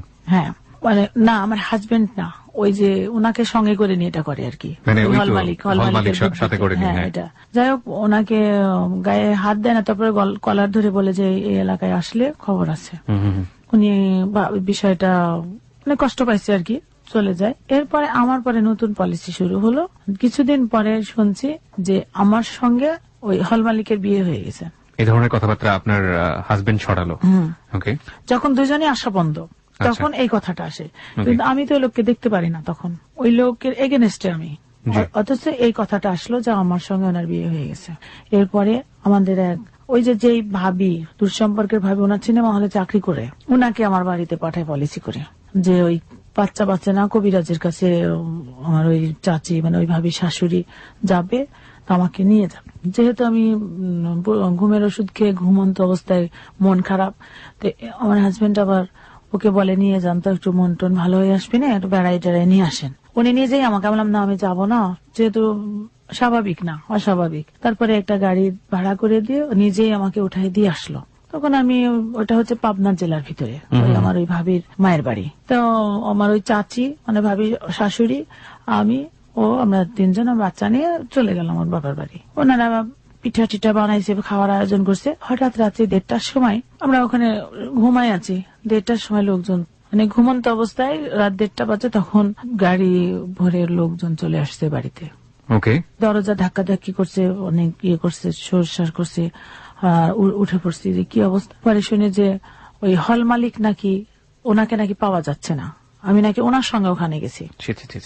ঠিক আছে, হাজবেন্ড যখন এগুলো কথা বলে তখন কিছুটা হলেও বিলিভ করা শুরু করে। হ্যাঁ, হাজবেন্ড আমার উঠাই দিছে গাড়িতে, আমি ওখানে যাব না, আবার লোকজন নিয়ে সেই ওই বাড়িতে আসছে, মানে আপনাকে একটা ফাঁদে ফেলার চেষ্টা করছে লোকজন নিয়ে, এবং নিয়ে আসছে কাদের, ওই হল মালিকের ভাইদের সঙ্গে করে নিয়ে আসছে। তখন আমি বললাম যে সকালে কবিরাজ দেখাবো আর কি, রাত্রির এই ঘটনা। তখন ভোর থাকতে থাকতে আমি বললাম যে হল মালিক এখানে আসবে কেন? তখন আমি আমার ওই হাজবেন্ডকে সঙ্গে করে ভোরেই অন্ধকার থাকতে থাকতে আমি তাহলে আগে বাড়িতে যাব, কি হয়েছে আমার জানা দরকার। তবে ওনার সঙ্গে চলে আসলাম। এসে আমি বাড়িতে না এসে আমারই এক পরিচিত বোনের ওখানে উঠলাম, যাকে পরিস্থিতিটা বুঝি, যে ওখানে লোক পাঠাই যে উনি হলে আছে কিনা, আসলে এ ধরনের কোনো ইয়ে হয়েছে কিনা সঠিক তদন্ত করার জন্য আমি একটা আমার ওই বোনের এক ছেলে পাঠাইলাম। এসে বলে না, হল মালিক আছে। হ্যাঁ, সিনেমা হলে হল মালিক আছে, কই এ ধরনের তো কোনো কিছু শুনলাম না।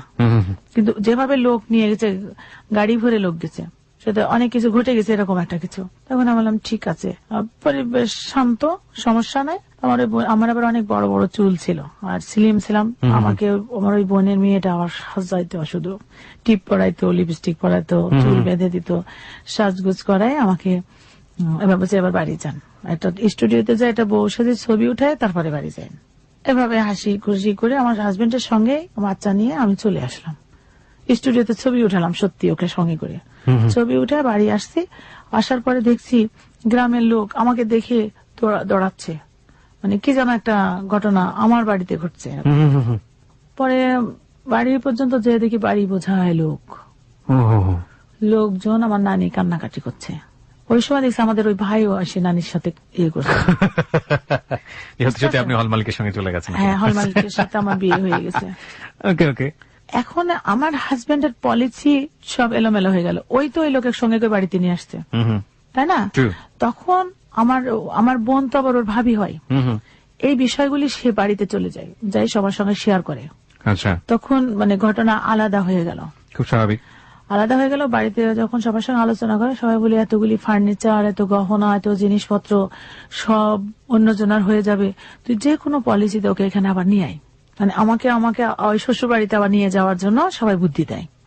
কাকে নিয়ে আসার কথা বলে? মানে যে কোনো পলিসিতে আপনি কাকে নিয়ে আসবেন? আমাকে। ওকে, মানে আমার সঙ্গে হল মালিকের বিয়ে হয়ে গেছে, এরকম কথাবার্তা। এইভাবে ওকে যখন মানুষ উল্টা বুদ্ধি দিতে লাগলো, তখন ওই হল মালিকের বিরুদ্ধে, তখন সে বিরুদ্ধে চলে গেল আপনার হাজবেন্ড। হ্যাঁ, যে বাড়িতে পরামর্শ করে আমাকে পলিসি করে যে আমার মামাতো বোনের বিয়ে, তুমি গহনা টহনা গুলি উঠাও, চলো বিয়ে খেয়ে আসি। মানে নর্মাল একটা ব্যবহার করলো। তখন আমি গহনা টহনা গুলি উঠায়ে বাড়িতে তো রাখতাম না, জি। ব্যাংকে রাখতাম। আমি উঠে ওর সঙ্গে বিয়ে খাইতে গেছি। বিয়ে খাইতে যাই দেখি যে বিয়েও না কিছু না, মিথ্যা কথা বলে আমাকে ওর বাড়িতে নিয়ে গেছে। ওকে। হ্যাঁ, আমাকে ওইভাবে নিয়ে গেছে। তখন আমি চিন্তা সব বোঝার পরে আমি তখন আমার বোন আমাকে আজে বাজে কথা বলছে, মরতে পারিসনি তুই, এইভাবে কলঙ্কিত করছিস, আমাদের সবার মুখ ছোট করছিস, সেভাবে কথাবার্তা বলছে আমার বোন। স্বাভাবিক, তার খারাপ লাগছে, ওই বাড়িরই তো বউ সে, মানে আমার চাচা শ্বশুরের ছেলের সঙ্গে বিয়ে হয়েছিল আর কি। যাই হোক, পরে আমি কি করছি, রাত্রিরে বললাম যে আমি ঠিক আছে আমি থাকবো, আমি তোমার বাড়িতে যাই থাকবো না, আমি আমার বোনের বাড়িতে থাকবো বলে আমার বোনের বাড়িতে আমি ঘুমাইছি। আর ওই জানালার কাছে সারা রাত বসে থাকছে আমি বের হয়ে পলাই কিনা। মানে আমি যখন ওর বাড়িতে গেলাম না, যে আমি ওর পলিসি করলাম আমি ওর বাড়িতে যাবো না, ওই বাড়ি থেকে যখন বের হয়েছি আমি বাড়িতে যাবো না, আমি এখানে থাকবো, মানে আপনার শ্বশুর বাড়ি? শ্বশুর বাড়িতে। এখন আমি ওখানে থাকলাম। ভোরে রমজান মাস ছিল, সবাই চেরি খাই ঘুমাইছে। আমার বোনের মেয়েটাকে বললাম যে বাবু গেটের চাবিটা একটু দাও না। হ্যাঁ, ওকে ফুসলে, যাই হোক, ওর কাছ থেকে 10টা টাকা নিয়ে আমি আমার ওই বাচ্চাটাকে চাদর দিয়ে জড়াই শীতের মধ্যে অন্ধকারের ভিতরে বাঁশের ঝাড় খুন্দিক দিয়ে চলে আসি। এসে একটা ফার্স্ট ট্রিপ একটা গাড়ি পাই, বাস, ওই বাসে করে আমি বাড়িতে চলে আসছি। বাড়ি মানে কোথায় এটা? আমার যে বাড়িতে, নানি বাড়িতে যেখানে আমি থাকি, এখানে আমি বাচ্চাটা নিয়ে চলে আসছি। আমি স্বাভাবিক বাড়িতে যে কান্নাকাটি করছি যে কি হলো, এটা এলোমেলো সব হয়ে গেল। রাত্রিরে যে আমার বোনের বাড়িতে আমি ভাত খাই নাই, আবার সকালে ভোরে তো পালাই আসছি, খাই নাই। নানি আমাকে খাবার দিচ্ছে। এর মধ্যে আমার ভাই চলে আসছে, আমার ইমিডিয়েট বড়টা। তো ও এসে আমার মামাতো ভাইদের সঙ্গে নিয়ে এসে বলছে তুই কাল কি গেলি, আবার সকাল না হতে চলে আসছিস, কি হয়েছে, সমস্যা কি? তার মানে সকালে উঠে যখন দেখছে আমি পালাইছি, তখন ও আমার কাছে না এসে আমার ওই বাড়িতে আসছে, আমার ভাইয়ের কাছে এসে বুঝাইছে যে আমি হয়তো ওই হল মালিকের সাথে হয়তো আমি চলে টলে। একটা জিনিস বুঝতে পারছি যে সাংসারিক টানাপোড়েন এতটাই জটিল হয়ে গেছে যে আপনার নামে বদনাম ছড়ানোর জন্য সমস্ত চেষ্টা করে যাচ্ছে আপনার হাজবেন্ড, এবং সেটা কখনো হল মালিকের নামে, কখনো আপনার ভাইয়ের নামে, যেখানে আপনার বিন্দুমাত্র কোনো ধরনের কোনো চিন্তা ভাবনা আপনার জায়গা থেকে ছিল না। আপনি সেটাই বলছেন। হ্যাঁ, বলুন। তারপর তখন আমি বলছি যে ঠিক আছে, তোরা এতদিন চাইছিস আমি ওর সঙ্গে সংসার করব না, ছাড়াই নেওয়ার জন্য অনেক চেষ্টা করছিস, আমি আসি নাই, রাইট, তোরা আনতে পারিস নাই। আর আজকে আমি বলছি যে আমি ওর সঙ্গে সংসার করব না, তোরা আমাকে সংসার করাতে পারবি না। কারণ একটা স্বামী বেঁচে থাকতে সংসার করছে, সে অবস্থায় যদি পরপুরুষ ঘরে আসে বসে থাকে, এজন্য দায়ী কে? এজন্য দায়ী তো সে তো নিয়ে আসছে। রাইট। আর আমি নিষেধ করার কারণে আমার সঙ্গে আর একটা কলঙ্ক জুড়াই দিছে, জটিলতা। অতএব তার নিজস্ব কোনো কিছুই নাই, যে পরের কথায় উঠে বসে। হ্যাঁ, আমাকে বলে আমি তো জানি তুমি ভালো, লোকে যে বলে, মানে লোকে বলে সেজন্য সে আমাকে অত্যাচার করে, মারধর করে, কিন্তু সে জানে না, সে কখনো দেখেনি আমি ভালো কি খারাপ, এরকম সে জানে না, লোকের কথায় সে চলে। এক পর্যায়ে তার মানে আমাকে আমার ভাইরা কোনোভাবেই থাকতে দিল না। তো চল তোকে ওখানে নিয়ে যাব, তাহলে আমি ওকে ডিভোর্স দিব, আমি থাকবো না, আমার যা আছে তো আমার তোদের পালা লাগবে না, আমার মতো আমি চলতে পারবো। আমার বাপ মা নাইতে কি হয়েছে, আমি আমার মতো চলতে পারবো, তোদের গাড়ির বোঝা হব না। ও নিয়ে গেছিল একরকমের পলিসি করে, সেটা একরকম ছিল, কিন্তু আমি পালাই আসছি। আসার পরে যদি তোমরা আমাকে রেখে আসো, তাহলে আমি ছোট হয়ে যাব, যে তোর ভাইরা রাখেনি আবার রেখে গেছে, তাহলে আমি ছোট হয়ে যাচ্ছি।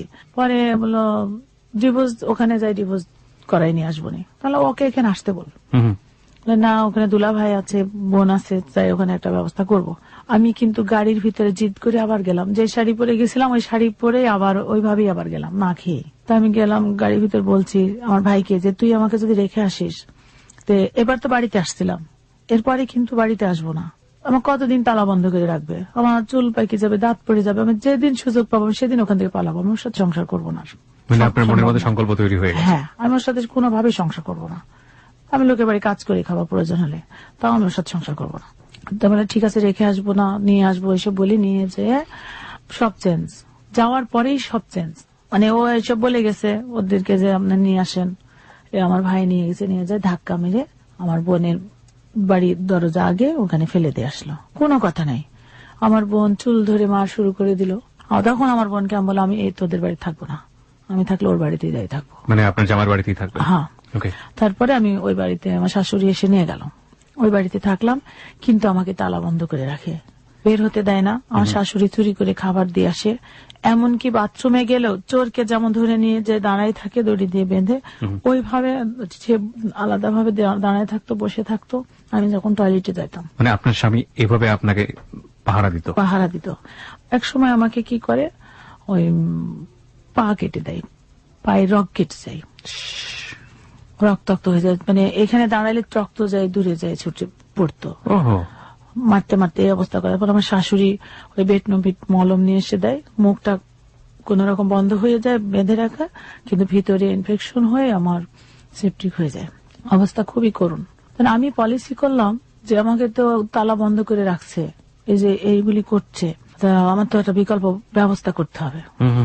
সেই সময় বলে তোর রূপ দেখি লোক ভুলে যায়, তোর এই রূপ আমি নষ্ট করে দেব, তুই আমার কাছ থেকে চলে যাবি, যাই অন্য জায়গায় সংসার করবি, এটা আমি হতে দিব না। বলে অ্যাসিড নিয়ে আসে, কখন আমি জানি না, অ্যাসিড নিয়ে এসে ঘরে রেখে দিছিল।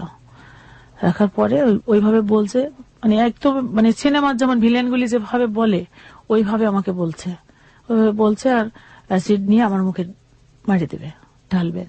তখন আমি চিৎকার করে, সন্ধ্যাবেলা আজান পরে আমার শাশুড়ি নামাজে বসছে, ওই সবে চিল্লাতে শুরু করছি যে আমাকে অ্যাসিড মারি ইয়ে করছে।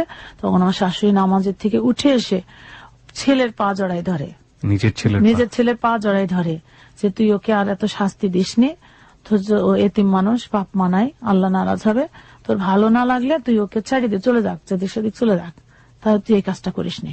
প্রিয় শ্রোতা, একটা বিষয় একটু বলি আপনাদেরকে, যে আপনারা যে অংশটুকু শুনলেন এই অংশটুকু আমরা ভিডিও হিসেবে আমরা আমাদের ফেসবুকে দিয়ে দিচ্ছি। আপনারা চাইলে আমাদের যিনি আজকে অতিথি তাকে এসে দেখতে পারেন। উনি আছেন এই মুহূর্তে আমাদের স্টুডিওতে। ক্লোজ আপ প্রেজেন্স হ্যালো ইট 920 শুনছেন আপনারা। আমি আমার ফেসবুকের ঠিকানাটা বলছি, www.facebook.com/kibriya.rj KEBRIA.RJ, পেজটি আছে RJ কিবরিয়া নামে। ওখানে গেলে আপনারা ভিডিওর লিঙ্কটা পাবেন, এবং আমার ইউটিউব চ্যানেল যেটি আছে সেই ইউটিউব চ্যানেলে এইটুকু সাক্ষাৎকার আপনারা দেখতে পাবেন। আশা করছি সবাই আপনারা আসবেন। ওকে, বলুন তারপর। আমার শাশুড়ি যখন এভাবে ছেলের পা জড়াই ধরলো, বাধ্য হয়ে তখন সে থেমে গেল। জি, আমি চিন্তা করলাম যে এভাবে যদি আমি জিদ করতে থাকি তাহলে আমাকে তালাবন্ধ অবস্থায় থাকতে হবে, কতদিন থাকবো। আমি পলিসি করলাম যে ওদের সঙ্গে মিল দিয়ে চলি, ওদের সঙ্গে মিল দিয়ে চলে একটা পর্যায়ে স্বাভাবিক হয়ে যাবে, তখন আমি পালাই যাব। মানে খুব পরিকল্পিত হবে এখান থেকে বের হতে হবে, আপনাকে বের হতে হবে। এর মধ্যে আমার ভাইরা করছে কি, আমাকে ওখানে রেখে এসে আমার যে জিনিসপত্র ছিল, আমার সংসারের যত জিনিসপত্র ছিল সব গাড়ি বোঝাই করে ওদের কাছে পাঠাই দেয়। মানে যা করবা ওখানে গিয়ে করো, এখানে কিছু হবে না। না, মানে আমাকে দিয়ে আসলো ঠিক আছে, তারপর আমাকে দিয়ে এসে বলে আসছে যে ও যদি বাড়াবাড়ি করে তুমি মারি ফেলো, ফেলে রশি দিয়ে টাঙায় রাখো, আমরা কেউ তোমার নামে কেস করবো না, কিছু বলবো না। এটাতে আরো মানে ভাইরা তো রাগ করে বলছে, কিন্তু সে পাওয়ারটা বেশি পেয়ে গেছিল, যে ওর তো কেউ নাই, আমি যা করবো তাই। কিন্তু আমার শাশুড়ি, ভাসুর, এরা আমার দেবর ননদ, এরা আমার ভালোবাসতো, আর আমাকে ভালো ইতে দেখতো। ওরা বলতো যে দিক দুই চোখ যায় চলে যা। যাই হোক, আমি বললাম এখানে আলাদা করে বাড়ি করবো, এই করবো তাই করবো, বুদ্ধি টুদ্ধি দিতে দিতে আস্তে আস্তে তালাও বন্ধ করা, মানে তালা দিয়ে বাইরে যেতে না, মানে তালাটা খুলতে পারলেন? হ্যাঁ, তালাটা খুলতে পারলাম। প্রিয় শ্রোতা, আমরা এখান থেকে ফিরতে চাই, মাত্র 4 মিনিটের ছোট্ট একটা বিরতি নিব। আজকের এই যে আপনারা যার জীবনের গল্প শুনছেন, জান্নাতুল ফেরদৌস বিউটি, তিনি কোন জায়গাটায় আছে আপনারা চিন্তা করতে পারবেন না। লাইফ যে আসলে কত বড় নাটকীয়, এবং আমরা যে কথাটা বলি life is more than drama, জীবন নাটকের চেয়েও নাটকীয় কেন বলি, সেটা আমরা হ্যালো ইট 920 বারবার উপলব্ধি করি। মাত্র 4 মিনিটের একটা ব্রেক নিব। তারপরে আমি যখন স্বাভাবিক পরিস্থিতি, যখন কিছুটা স্বাভাবিক হয়ে আসে, তখন আমার তো টার্গেট আছে, আমি চলে যাব। জি, আমি এখানে কোথায় যাবেন কোনো প্ল্যান নাই, কিন্তু আপনি বের হয়ে যাবেন। আমাকে বের হতে হবে। ওকে। এর আগে আমার যখন বাচ্চা মারা যায়, যাওয়ার পরে আমি অ্যাবনর্মাল হয়ে যাই। বাচ্চার কথা মনে উঠলে আমি ওয়ালের সঙ্গে মাথা ঠুকতাম। আচ্ছা আচ্ছা। ওই এমন অবস্থায় আমার চোখের একটা সমস্যা হয়ে যায়। রাজশাহীতে ডাক্তার সালাউদ্দিন ছিলেন, ওনার ওখানে আমি ট্রিটমেন্ট করতে গেছিলাম। তো একজন মহিলা ডাক্তার ছিলেন, ডাক্তার খোদেজা নামের, ওনার সঙ্গে আমার একটু পরিচয় হয়। তখন উনি বলছিল যে তোমার যদি তেমন কোনো সমস্যা হয় কখনো, তাহলে আমার কাছে চলে আসে। উনি ওনার একটা কার্ড দিছিল আমাকে। আচ্ছা আচ্ছা। তো আপনি কার্ডটাকেই মনে প্রাণে মনে করেছেন যে ওখানে গেলে হয়তো আপনি কিছু একটা ঠাই পাবেন। আচ্ছা। এরপরে কি করলাম, পাশের বাড়ির এক মহিলাকে ডেকে আমার যে আলমারিতে শাড়ি টাড়ি ছিল, এইগুলি সুতার কাপড়গুলি কাঁথা পাড়ার নাম করে সে ভাঁজ করে করে কাঁথা পাড়লাম, বুদ্ধি খাটালাম, দিয়ে সেলাই করতে দিছি অন্যের বাড়িতে। অনেকগুলি কাপড় আমি বের করে করে এভাবে দিয়ে দিছি। এবং গহনা দিয়ে দিছি ওই মহিলাকে, আমাকে সাহায্য করবে পালাতে। মানে ওর কাছে প্ল্যানগুলো আপনি শেয়ার করতেন? হ্যাঁ। ওকে। আর ছোট বাচ্চা, তখন এই বাচ্চাটা নিউমোনিয়া হওয়ার পরে উনি তো শুধু অসুস্থই হয়, যে আমার যে অশ্রু। তো আমি এই বাচ্চা ফেলে রেখে কোথায় যাব, কিভাবে এই করবো, তো ওকে সঙ্গে নিতে হবে। এক পর্যায়ে যেদিন কি আমি বের হয়ে যাব, সেদিনকে আমি পলিসি করলাম, বাজারে পাঠাইলাম। ওরা ওই এলাকার ভ্যান গাড়ি চলে, টাপাওয়ালা ভ্যান, রিক্সা না, ওইটাতে করে আমাকে চরে সেই আবেদের ঘাট বলে সেখানে আমাকে রেখে আসবে, ট্রলারে আমি ওই পারে পার হব। এমন একটা পর্যায়ে যে উনি বাজারে গেছে, এই সময় যারা আমাকে পার করে দিয়ে আসবে তারা আমার বোনকে বলে দিছে যে সে পালাই যাচ্ছে। এমন সময় আমি ধরাটা খাইছি, আর 10-15 মিনিট হলে কিন্তু আমি চলে যাই। এরপরে ও এসে শুরু করলো আমাকে আবার মারধর, যে তুই এই জন্য আমার সঙ্গে নাটক করছিস, পলিসি করছিস, তুই অমুকের সাথে চলে যাবি, সেই জন্য মানে ওদের ধারণা আমি হল মালিকের সঙ্গে চলে যাবো, পালিয়ে যাবো। তখন আবার নতুন ভাবে মারি আমাকে ঘরের ভিতরে আবার আটকাইছে, ঘরের ভিতর দিয়ে চিকল উঠাই দিছে, তালা আনতে গেছে আমার বোনের কাছে। এই সুযোগে দরজার ফাঁক দিয়ে দেখি আমার ওরই এক ভাবি বাড়ির ভিতরে আসছে। তো আমি দরজা দিয়ে বলছি যে মেজাপ আমার দরজাটা একটু খুলে দেন। তো ওরা কিন্তু এগুলো জানে না যে এই ঘটনাগুলি ঘটছে। উনি শিকল খুলে দিছে, আর আমি ঘর থেকে বের হয়ে গেছি বাচ্চাটা কোলে নিয়ে, আর ও গেটের কাছে সে ধরে ফেলছে, পালাতে পারি নাই। তখন আমাকে উঠানে, মানে আমি দৌড়াচ্ছি আর আমার পিছনে পিছনে দৌড়াই বেড়াচ্ছে, বাচ্চা কোলে নিয়ে আমি দৌড়াচ্ছি। এইভাবে এক পর্যায়ে আমাকে এই জায়গায় ঘুষি মারার পরে আমি সেন্সলেস হয়ে যাই। আপনার চোখের উপরে কাঁটাটা ওইটা? হ্যাঁ। জ্ঞান যখন ফিরে তখন দেখি আমার শাশুড়ি আমাকে নিয়ে কাঁদছে, আর চারিদিকে লোক আর লোক। ওর চাচাতো ভাবিটা আশেপাশের লোকজন এত বাজে বাজে কথা বলছে আমাকে, যে তোক ছাড়িয়ে অমুকের কাছে চলে যাবে, মানে নোংরা নোংরা গ্রামে যে কথাবার্তা হয়। তখন আমি জিদ্দে মানে ওইসব কথা শোনার পর তো ফেসে গেলাম। ওই সময় তো আমি ধরা খেয়ে গেলাম। আমার এখন আমি সত্য বললেও সেটা কেউ বিশ্বাস করবে না। আগে কিন্তু সবাই আমাকে বিশ্বাস করছে, কিন্তু ওই সময়টা কিন্তু আমাকে আর বিশ্বাস করবে না, তাহলে পালাই যাচ্ছিল কেন এটা। তখন আমি বললাম যে উল্টা পাল্টা আজেবাজে যখন কথা বলছে, তখন আমি মাটি ছুঁয়ে কসম করছি যে ঠিক আছে, আমি আমাকে যখন এত কলঙ্ক এত কথা বলাচ্ছে, আমি ওই লোকের সঙ্গে একদিনের জন্য বিয়ে করবো। হ্যাঁ, তখন ওই দিন ছিল 26শে মার্চ। আমার মনে হয় ওটা আমার জীবনের একটা স্বাধীনতা। আমি ওই দিনকে একটা যুদ্ধের থেকে আমি একটা স্বাধীনতা অর্জন করছি। পরে ওরা কাজী ডেকে আমাকে ডিভোর্স করে দেয়। ওখান থেকে ডিভোর্স করে আমি আর তখন কোথায় যাব। কত বছরের সংসার আপনাদের ওই ডিভোর্স করা পর্যন্ত? ওই পর্যন্ত 7 বছর। 7 বছর মানে 8 বছরের মাথায় আর কি। 8 বছরের মাথায় আপনি এই মেয়েটাকে নিয়ে ডিভোর্স হয়ে গেলেন এবং আপনি কোথায় যাবেন কিছু জানেন না? জানি না। তখন সবাই আমাকে ওই একটা ভ্যান গাড়িতে উঠাই দেয় যে অন্যদিকে চলে যান। তখন পাকশি আসলাম, ভেড়ামারায় আমাদের পদ্মা নদী আছে, ওইটা ফেরি পার হতো, এখন লালন শাসিত হয়েছে। তো ফেরি পার হয়ে অনেকখানি রাস্তা হেঁটে আসতে হয়।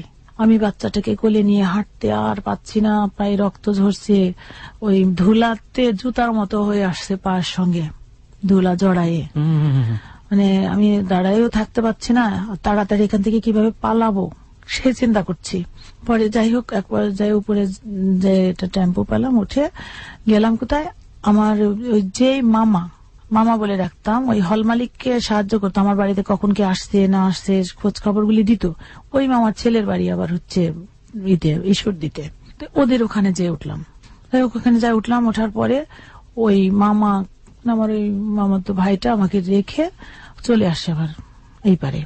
আসি হয়তো মামার সঙ্গে আলাপ আলোচনা করে হল মালিকের সাথে আলাপ করে ওই হল মালিককে নিয়ে চলে যাই সেই ওদের বাড়িতে। তখন উনি আমাকে বলতো, তখন তো আমি বিধ্বস্ত অবস্থা, শারীরিক অবস্থা খুবই খারাপ, তারপরে অত্যাচারিত হয়ে আসছি। আমি কি ডিসিশন নিব ওই সময় আমি বুঝতে পারি নাই। তখন মামা বুঝাচ্ছে, সবাই বুঝাচ্ছে আমাকে যে তুমি, আর হল মালিক নিজে যায় আমাকে বলছে যে ডাক্তার নিয়ে গেছে, ওষুধ নিয়ে গেছে, ফলমূল নিয়ে গেছে আমার জন্য, সুযোগটা সে কাজে লাগেছে। তখন মামা উনি বলছে যে তোর আব্বা আমার জন্মদাতা পিতা না হলে কর্মদাতা পিতা, আমার জন্য যখন তোর জীবন এরকম নষ্টই হয়ে গেছে, তখন তোর দায়িত্ব আমি নিতে চাই। সবাই বুঝাইলো যে কি করবা, তাছাড়া উপায় নাই। কিন্তু ওনাকে আমি জীবনেও দেখতে পারি না, মদখোর, মানে বলবো কি, আমি একেবারে অপছন্দের একটা মানুষ ছিল, তাকে মেনে নেওয়া সম্ভব না। কিন্তু আমি ওই সময় কিভাবে হুমচিকেল ভাবে ডিসিশনটা নিলাম, নিরুপায় হয়ে। কারণ আমি শুধু বললাম আমার এই বাচ্চাটার জন্য আপনার সঙ্গে আমার এই হয়তো এটা মেনে নিচ্ছি, কিন্তু এই বাচ্চাকে যদি কখনো কোনোদিন অবহেলা করেন আমি কিন্তু মানব না। আর আমাকে লেখাপড়া করতে হবে, এই সুযোগটুকু দিতে হবে। এটা বলে আমি রাজি হলাম। তখন কাজী ডেকে নিয়ে এসে ওখান থেকে তো ডিভোর্স করে আসছি, ব্যাক ডেট দিয়ে ডিভোর্স দেওয়া হয়েছে, এই ব্যাক ডেট দিয়ে আবার হচ্ছে বিয়ে করা হলো, বিয়ে দিল। মানে ওই মোমেন্টেই আসলে জিনিসটা করা হলো। করে উনি চলে আসলো, উনি ওখানে থাকলো না। আচ্ছা, এই যেই ভদ্রলোককে বিয়ে করলেন ওনার কোনো বউ সংসার ছিল না? হ্যাঁ, ওনার ছেলে আমার সঙ্গীকার, ওনার মেয়ে যে ছেলে আমার সঙ্গে। উনি ওই সম্পর্কে ছিলেন ততদিন নাকি উনি ডিভোর্স হয়ে গিয়েছিলেন? না, সংসার করতে। মানে ওনার সেকেন্ড ওয়াইফ হলেন আপনি? হ্যাঁ। ওকে, তো ওনারা যখন, ওরা কি ব্যাপারটা জানাশোনা ছিল ওদের যে আপনাকে বিয়ে করছে বা? হ্যাঁ, এই যে একটা আলোড়ন সৃষ্টি হয়ে গেছে, এটা নিয়ে ওদের মধ্যে কোনো ধরনের কোনো ইয়ে ছিল না? না। ওকে, তো ঘটনা ঘটে গেছে, আর কোনো ডিসিশন আর পারলাম না, যা করতে যাচ্ছি সব জায়গায় শুধু হেরে যাচ্ছি। পরে ওখানে উঠলাম, উনি আমাকে বাসায়, যে বাসা দেখে রাখছিল ওই বাসায় পাঠিয়ে দিল। দেওয়ার পরে ফ্লোরে ঘুমানো, একটা পাটি, একটা তোয়ালে আর একটা পাখা, হাত পাখা, এই হচ্ছে আমার সংসার। ফ্লোরে ঘুমাই, আর পলিথিনে করে আমাকে ভাত কিনে নিয়ে যে হোটেলে থেকে কিনে দিয়ে খাওয়াই। এর মধ্যে দিয়ে অনেক কষ্ট, অনেক দুঃখ, মার গাল শুরু হয়ে গেল। হ্যাঁ, সে আমাকে রাখার জন্য বিয়ে করেনি, আমার ভাইয়েরা চাকর বলছিল সেই প্রতিশোধ নেওয়ার জন্য।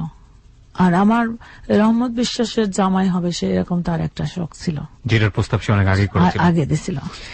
এই লাইফটা কতটা মানে ড্রামা হতে পারে, মানে দিস ইজ রিয়েলি আনথিঙ্কেবল। বলুন তারপরে যাই হোক, আমি তো যে আমার তো ব্যাংকে টাকা ছিলই, ওখানে টাকার পরে উনি আমাকে অনেক কষ্ট দিছে। কষ্টের মধ্যে দিয়েও আমি ওই লেখাপড়াটা কিন্তু ছাড়ি নাই। আপনি লেখাপড়া চালিয়ে গেছেন? আমি লেখাপড়া চালিয়ে গেছি।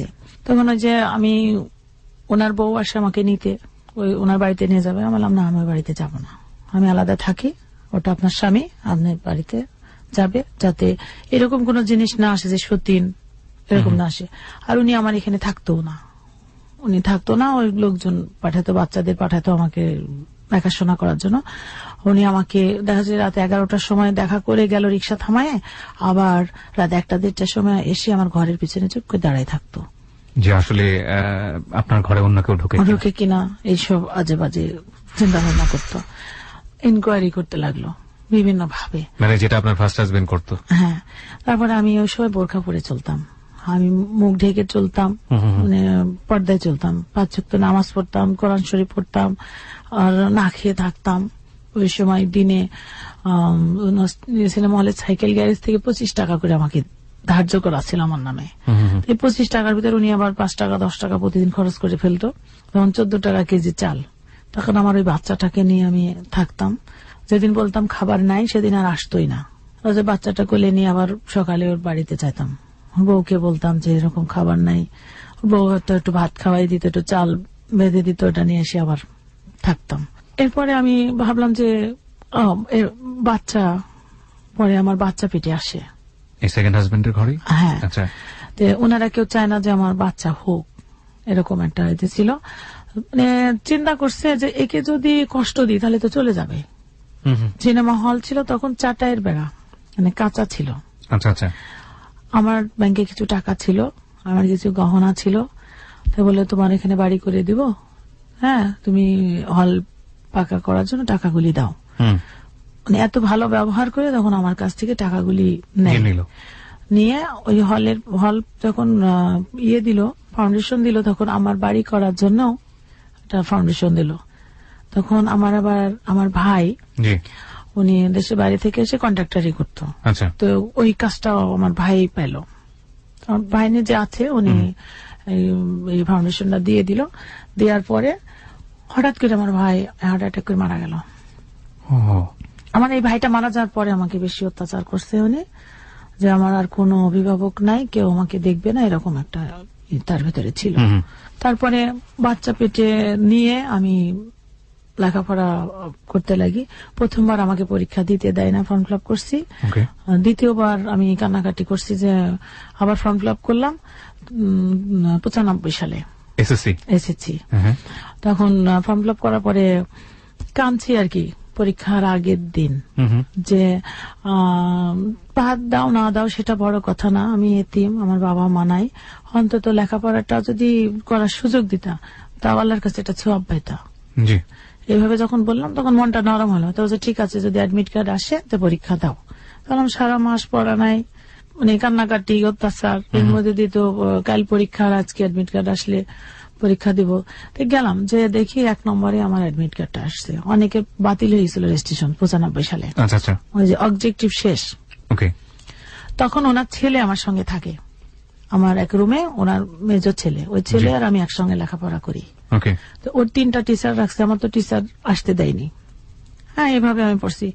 ওই আমার এক বান্ধবী ছিল, ওর কাছ থেকে এই পপি গাইড রাত্রে একটা করে নিয়ে আসছি, ওর বই নিয়ে এসে সারা রাত প্রশ্ন মুখস্থ করছি, সকালে পরীক্ষা দিতে গেছি। তাও আবার অন্য গ্রামে যাই পরীক্ষা দিছি, বোরকা পরে, ওই যে যেখান থেকে চলে আসছে আমার আগের হাজবেন্ডের এলাকায়, ওখানে পরীক্ষা সেন্টার। অনেক রিস্কে আমি পরীক্ষা দিয়ে আসছি। এসে মিলাইতাম যে দেখি ওর প্রশ্ন আমার প্রশ্ন সঠিক হয়েছে কিনা, এরকম। যাই হোক, ওই পরীক্ষা দিয়ে আসলাম, দিয়ে এসে আমি বললাম যে আমি ফার্স্ট হব, ফার্স্ট ডিভিশন পাবো, না হলে ফেল করব, অঙ্কে খারাপ হয়েছে। আমি ফার্স্ট ডিভিশন পরে রেজাল্ট আসার পরে আমি গেলাম, যে দেখি আমি 762 আমার মার্ক পাইছি টোটাল, লেটার পাইছি, কিন্তু অঙ্কে 29 ফেল করছি। প্রথমবার আপনি ফেল করলাম। মানে এত ভালো, সব পরীক্ষা ভালো হয়ে অঙ্কে 29, 28 পালে গ্রেস দিত, 27-28 গ্রেস আছে, কিন্তু 29 এমন একটা দিতে গেছে যেটাতে করার ছিল না। পরে আমি উন্মুক্ত বিশ্ববিদ্যালয়ে আবার ভর্তি হলাম।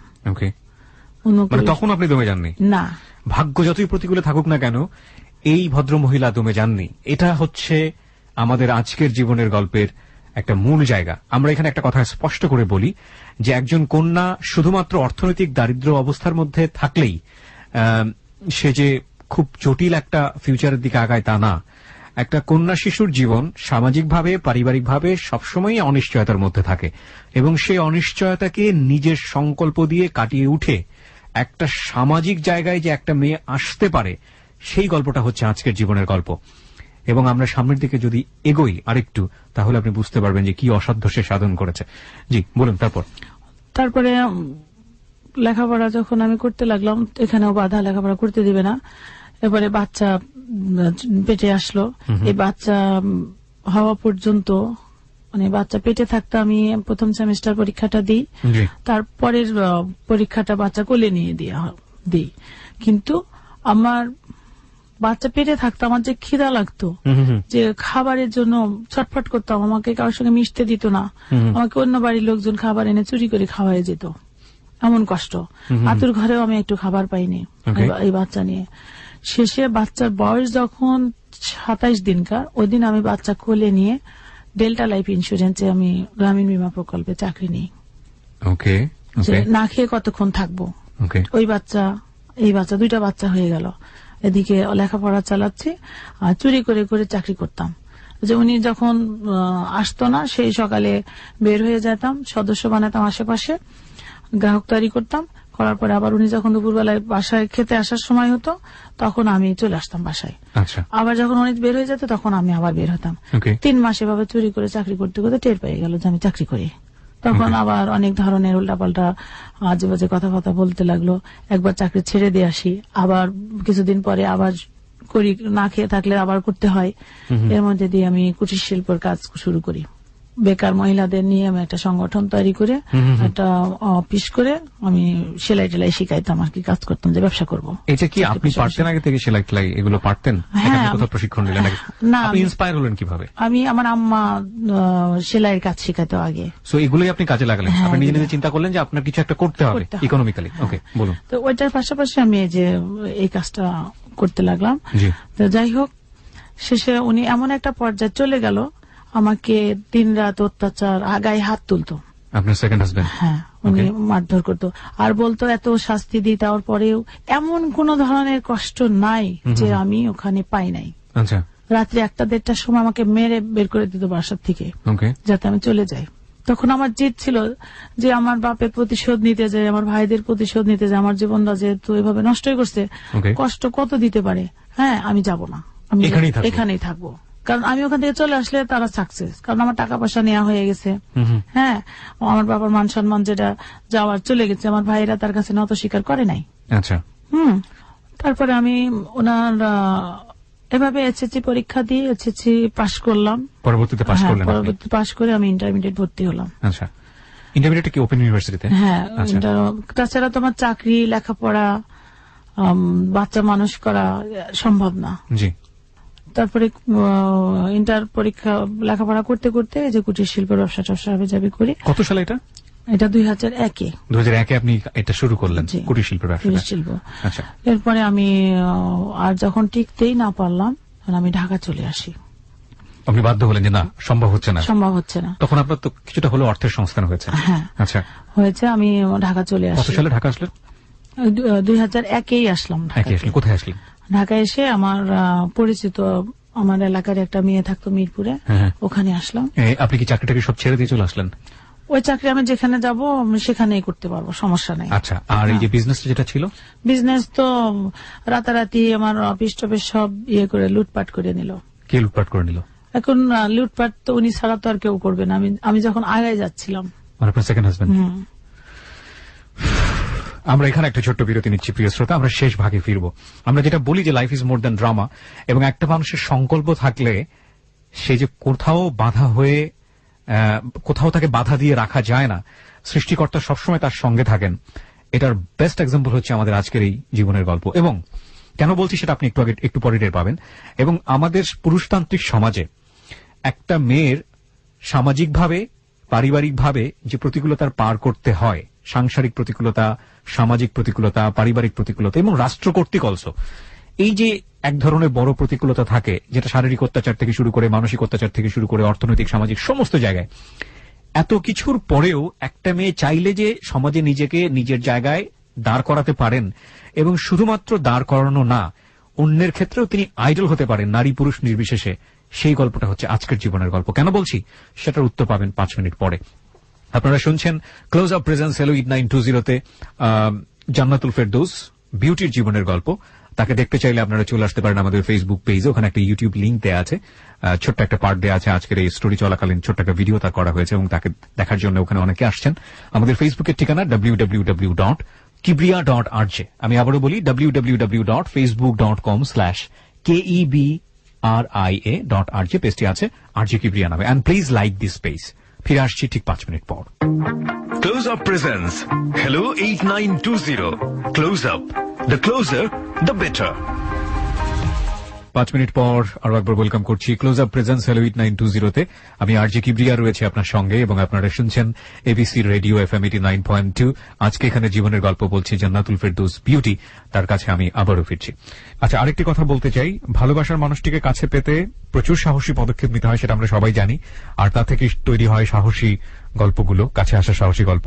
তো আপনাদের জন্য আবারও শুরু হয়েছে ক্লোজ আপ কাছে আসার সাহসী গল্প, এবং আমি বিশ্বাস করি আমাদের শ্রোতা যারা হ্যালো 8920 শ্রোতা আছেন তাদের অনেকেরই জীবনে এরকম গল্প আছে, এবং দেরি না করে আপনারা সেই গল্প পাঠিয়ে দিতে পারেন গল্প@closeupbt.com অথবা জিপিও বক্স নম্বর 4034। এছাড়াও গল্প আপলোড করতে পারেন www.closeupbt.com এই অ্যাড্রেসে। আর ক্যাম্পেইনটি সম্পর্কে আপডেটেড থাকতে আপনি ভিজিট করতে পারেন ক্লোজ আপ বাংলাদেশের ফেসবুক পেজে। গল্প পাঠানোর শেষ সময় হচ্ছে 25 জানুয়ারি 2016, এবং আপনারা নিশ্চয়ই জানেন যে নির্বাচিত সেরা 3 গল্প নিয়ে নির্মিত হবে ভালোবাসা দিবসের 3টি নাটক। জি বলুন, আপনি ঢাকায় আসলেন, আপনি যেটা বলছিলেন তল্পিতল্পা গুছিয়ে বাধ্য হয়েই আপনি ঢাকার বুকে আসলেন, তারপর? আমি ঢাকায় আসছি, আবার আমাকে বিভিন্নভাবে নিয়ে যাওয়া হয়েছে, আমি কয়েকবার গেছি আসছি এর ভিতরে।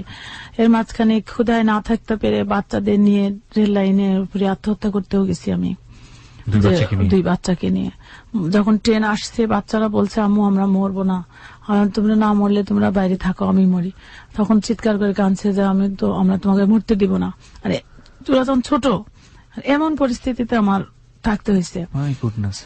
অবশ্যই এর মাঝে আর একটু কথা আছে। আমি পৌরসভাতে চাকরি করতাম, আমার ভাই চেয়ারম্যান ছিল, আমার চাচাতো ভাই। আচ্ছা। ও আমাকে এই সমস্যা দেখে আমাকে একটা চাকরি দিল, মাস্টার রোলে আমি ওখানে চাকরি করতাম অফিস সহকারী হিসাবে। তো আমি যেখানেই কাজ করছি উনি সেখানেই তার বউকে বা তার ফ্যামিলিতে এমন ভাবে কথা বলছে যে আমার বাজে সম্পর্ক তার সঙ্গে, মানে আমি যেন না টিকতে পারি। সব মানে আমাদের জায়গায় সামাজিকতায় যেটা হয়, একটা মেয়ের সাথে যদি একটা ছেলের বন্ধু সম্পর্কও থাকে, সেটা নিয়ে মানুষ একটু দৃষ্টিকটুভাবে দেখে জিনিসটাকে। হ্যাঁ, তো উনি অত্যাচার যেটাই করুক আমাকে গায়ে হাত তুলতো, মারতো। একদিন আমি প্রতিবাদ করছিলাম, আমি লাঠিটা ফেলে দিলাম। তারপরে বাইরে বের হয়ে এসে দেখছি যে আর একটা লাঠি নিয়ে আমাকে মারছে, আমি ওই লাঠিটাও ফেলে দিলাম। তখন আমার বড় চুল ছিল, চুল হাতের ভিতরে পেঁচাই নিয়ে আমাকে ফ্লোরে ফেলাই দিয়ে জুতা দিয়ে লাত্তানি কেলানি মানে যা খুশি সেভাবে সে মারছে। তখন দেখলাম যে সেপারেট বাড়ি, আর কেউ নাই আশেপাশে। তখন আমি ওনার কলার চেপে ধরলাম, উঠে ধরি টেনে নিয়ে যায় ছোপার পর বসালাম। তখন চুপ করে বসে থাক, আমার গায়ে যদি আর একটা হাত দিছিস তোর হাত ভেঙে দেবো। তুই মনে করছিস আমার কেউ নাই, স্বামী বলি খাতির করি তাই যা খুশি তাই করবি? তখন আমার দিকে হা করে তাকায় আছে, মানে ফুলন দেবীর রূপ। সেদিন থেকে আমার গায়ে আর হাত তুলতো না, কিন্তু ক্রিমিনালি করে বেড়াতো, লোকজনের কাছে আমার সম্পর্কে উল্টাপাল্টা কথা বলে বেড়াতো। যেসব মানুষরা কোনোদিন আমার দিকে নজর তুলে তাকায়নি, আজে বাজে কথা বলার সাহস পায়নি, তারা আমার দিকে উল্টাপাল্টা প্রস্তাব দেয়, খারাপ খারাপ কথা বলে। আমি এই জন্য বাধ্য হয়ে ঢাকা চলে আসছি যে আমি দেশের বাইরে চলে যাব। আচ্ছা। ঢাকাতে এসে ওই যে একটা আশ্রয় নিলাম, আমার এলাকার একটা মেয়ে থাকতো মিরপুরে, ওখানে আশ্রয় নিলাম। নেওয়ার পরে সিদ্ধান্ত নিলাম দেশের বাইরে চলে যাব। আচ্ছা। এর মধ্যে আমি আবার পৌরসভায় চাকরি করা অবস্থায় আমার কাজ, বাসায় একটা মেয়ে কাজ করতো, ওর একটু জমি ছিল ঘর সহ, কাঁচা ঘর সহ, কিস্তিতে কিনে নিয়েছিলাম। আচ্ছা। সমিতি করলাম, আশা সমিতি। আচ্ছা। ওখানে টাকা উঠায়, প্রথম বছর টাকা উঠায় কিস্তি দিয়ে শোধ করে, তারপরে বছর আবার টাকা দিয়ে রেজিস্ট্রি করে ওইখানে আমি বাসা ভাড়া থাকতাম আগে, না থেকে ওই বাড়িতে থাকতে লাগলাম। তারপরে আমি সিদ্ধান্ত নিলাম আমি বিদেশ চলে যাব, থাকবো না। ঢাকায় এসে ইয়ে করলাম, বাচ্চা দুটাকে মাদ্রাসায় ভর্তি করলাম মিরপুর 6 নম্বরে, যে ওরা ওখানে থাকবে। আর বিক্রমপুরের এক মহিলারা ছিল খুব দুঃখী, খুব ভালো, তো ওনারা আমার বাচ্চাদের দায়িত্ব নিল। ওনাদের কাছে রেখে আমি বাইরে যাব, টাকা পাঠাবো, ওনারা দেখবে, এরকম একটা সিদ্ধান্ত নিলাম।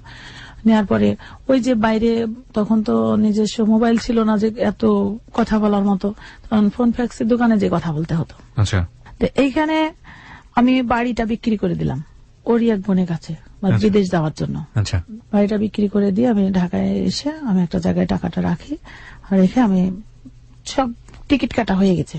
সৌদিতে আলসা মামা হসপিটালে আমি একটা ক্লিনার সুপারভাইজার হিসেবে একটা চাকরি পাই, তো ওখানে আমি চলে যাব পাকা। এর মধ্যে উনি কিভাবে আমার ঠিকানা পেয়ে গেছে। ঠিকানা পেয়ে যাওয়ার পরে আশেপাশে সব মস্তান পোলাপান ডেকে নিয়ে বলছে যে এই মহিলা নারী পাচার করে, শিশু পাচার করে।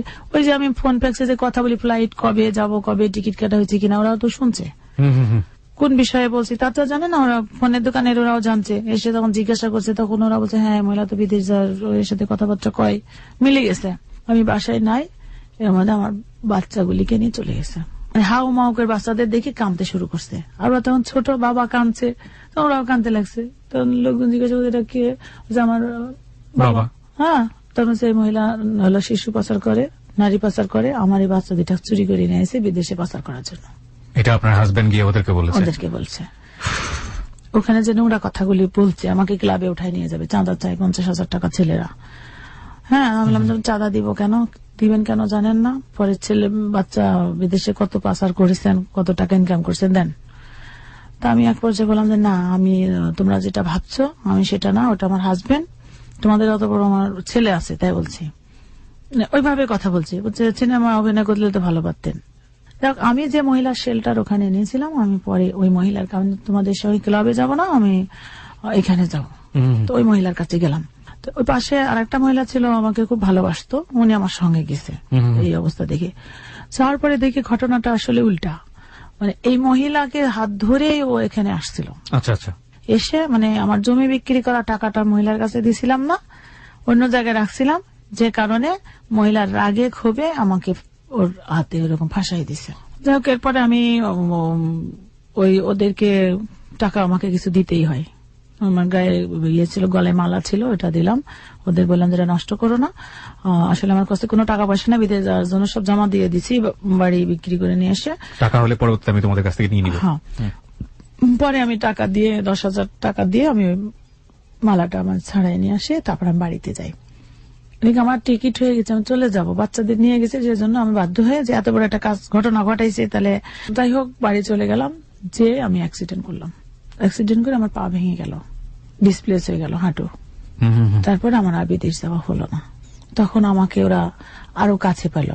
তখন যে আমার টাকা আছে, বাড়ি বিক্রি করার টাকা আছে, ছেলে বেলে কৌশল ওই টাকাগুলি নিয়ে ধান্দা করে। পরে একটা বাড়িতে, ওই হলের পাশেই একটা বাড়িতে ভাড়া থাকি, থাকার পর বাড়ি বিক্রি করে ফেলছি। তখন বাড়ি বিক্রি করতে কি হয়েছে, তোমার তো বাড়ির ফাউন্ডেশন দিয়ে আছে, তুমি এখানে কোন রকম ঘর করে আসি উঠো। আমার যে টাকাগুলি ছিল সেইগুলি দিয়ে আমি আবার ওই ফাউন্ডেশন দিয়ে ওখানে আমি আবার ঘর করি। ঘর করার পর আমি বললাম যে আমি কালকে বাড়িতে উঠে যাব, যে কাজ বাকি আছে পরে করলেই হবে। আমি রাত্রে 11টার সময় বলছি, উনি বাড়ি গেছে, যাই ভোরে 6টার সময় ওনার আগের বউ বাচ্চা কাচ্চা নিয়ে এসে বাড়ি দখল করে নেয়।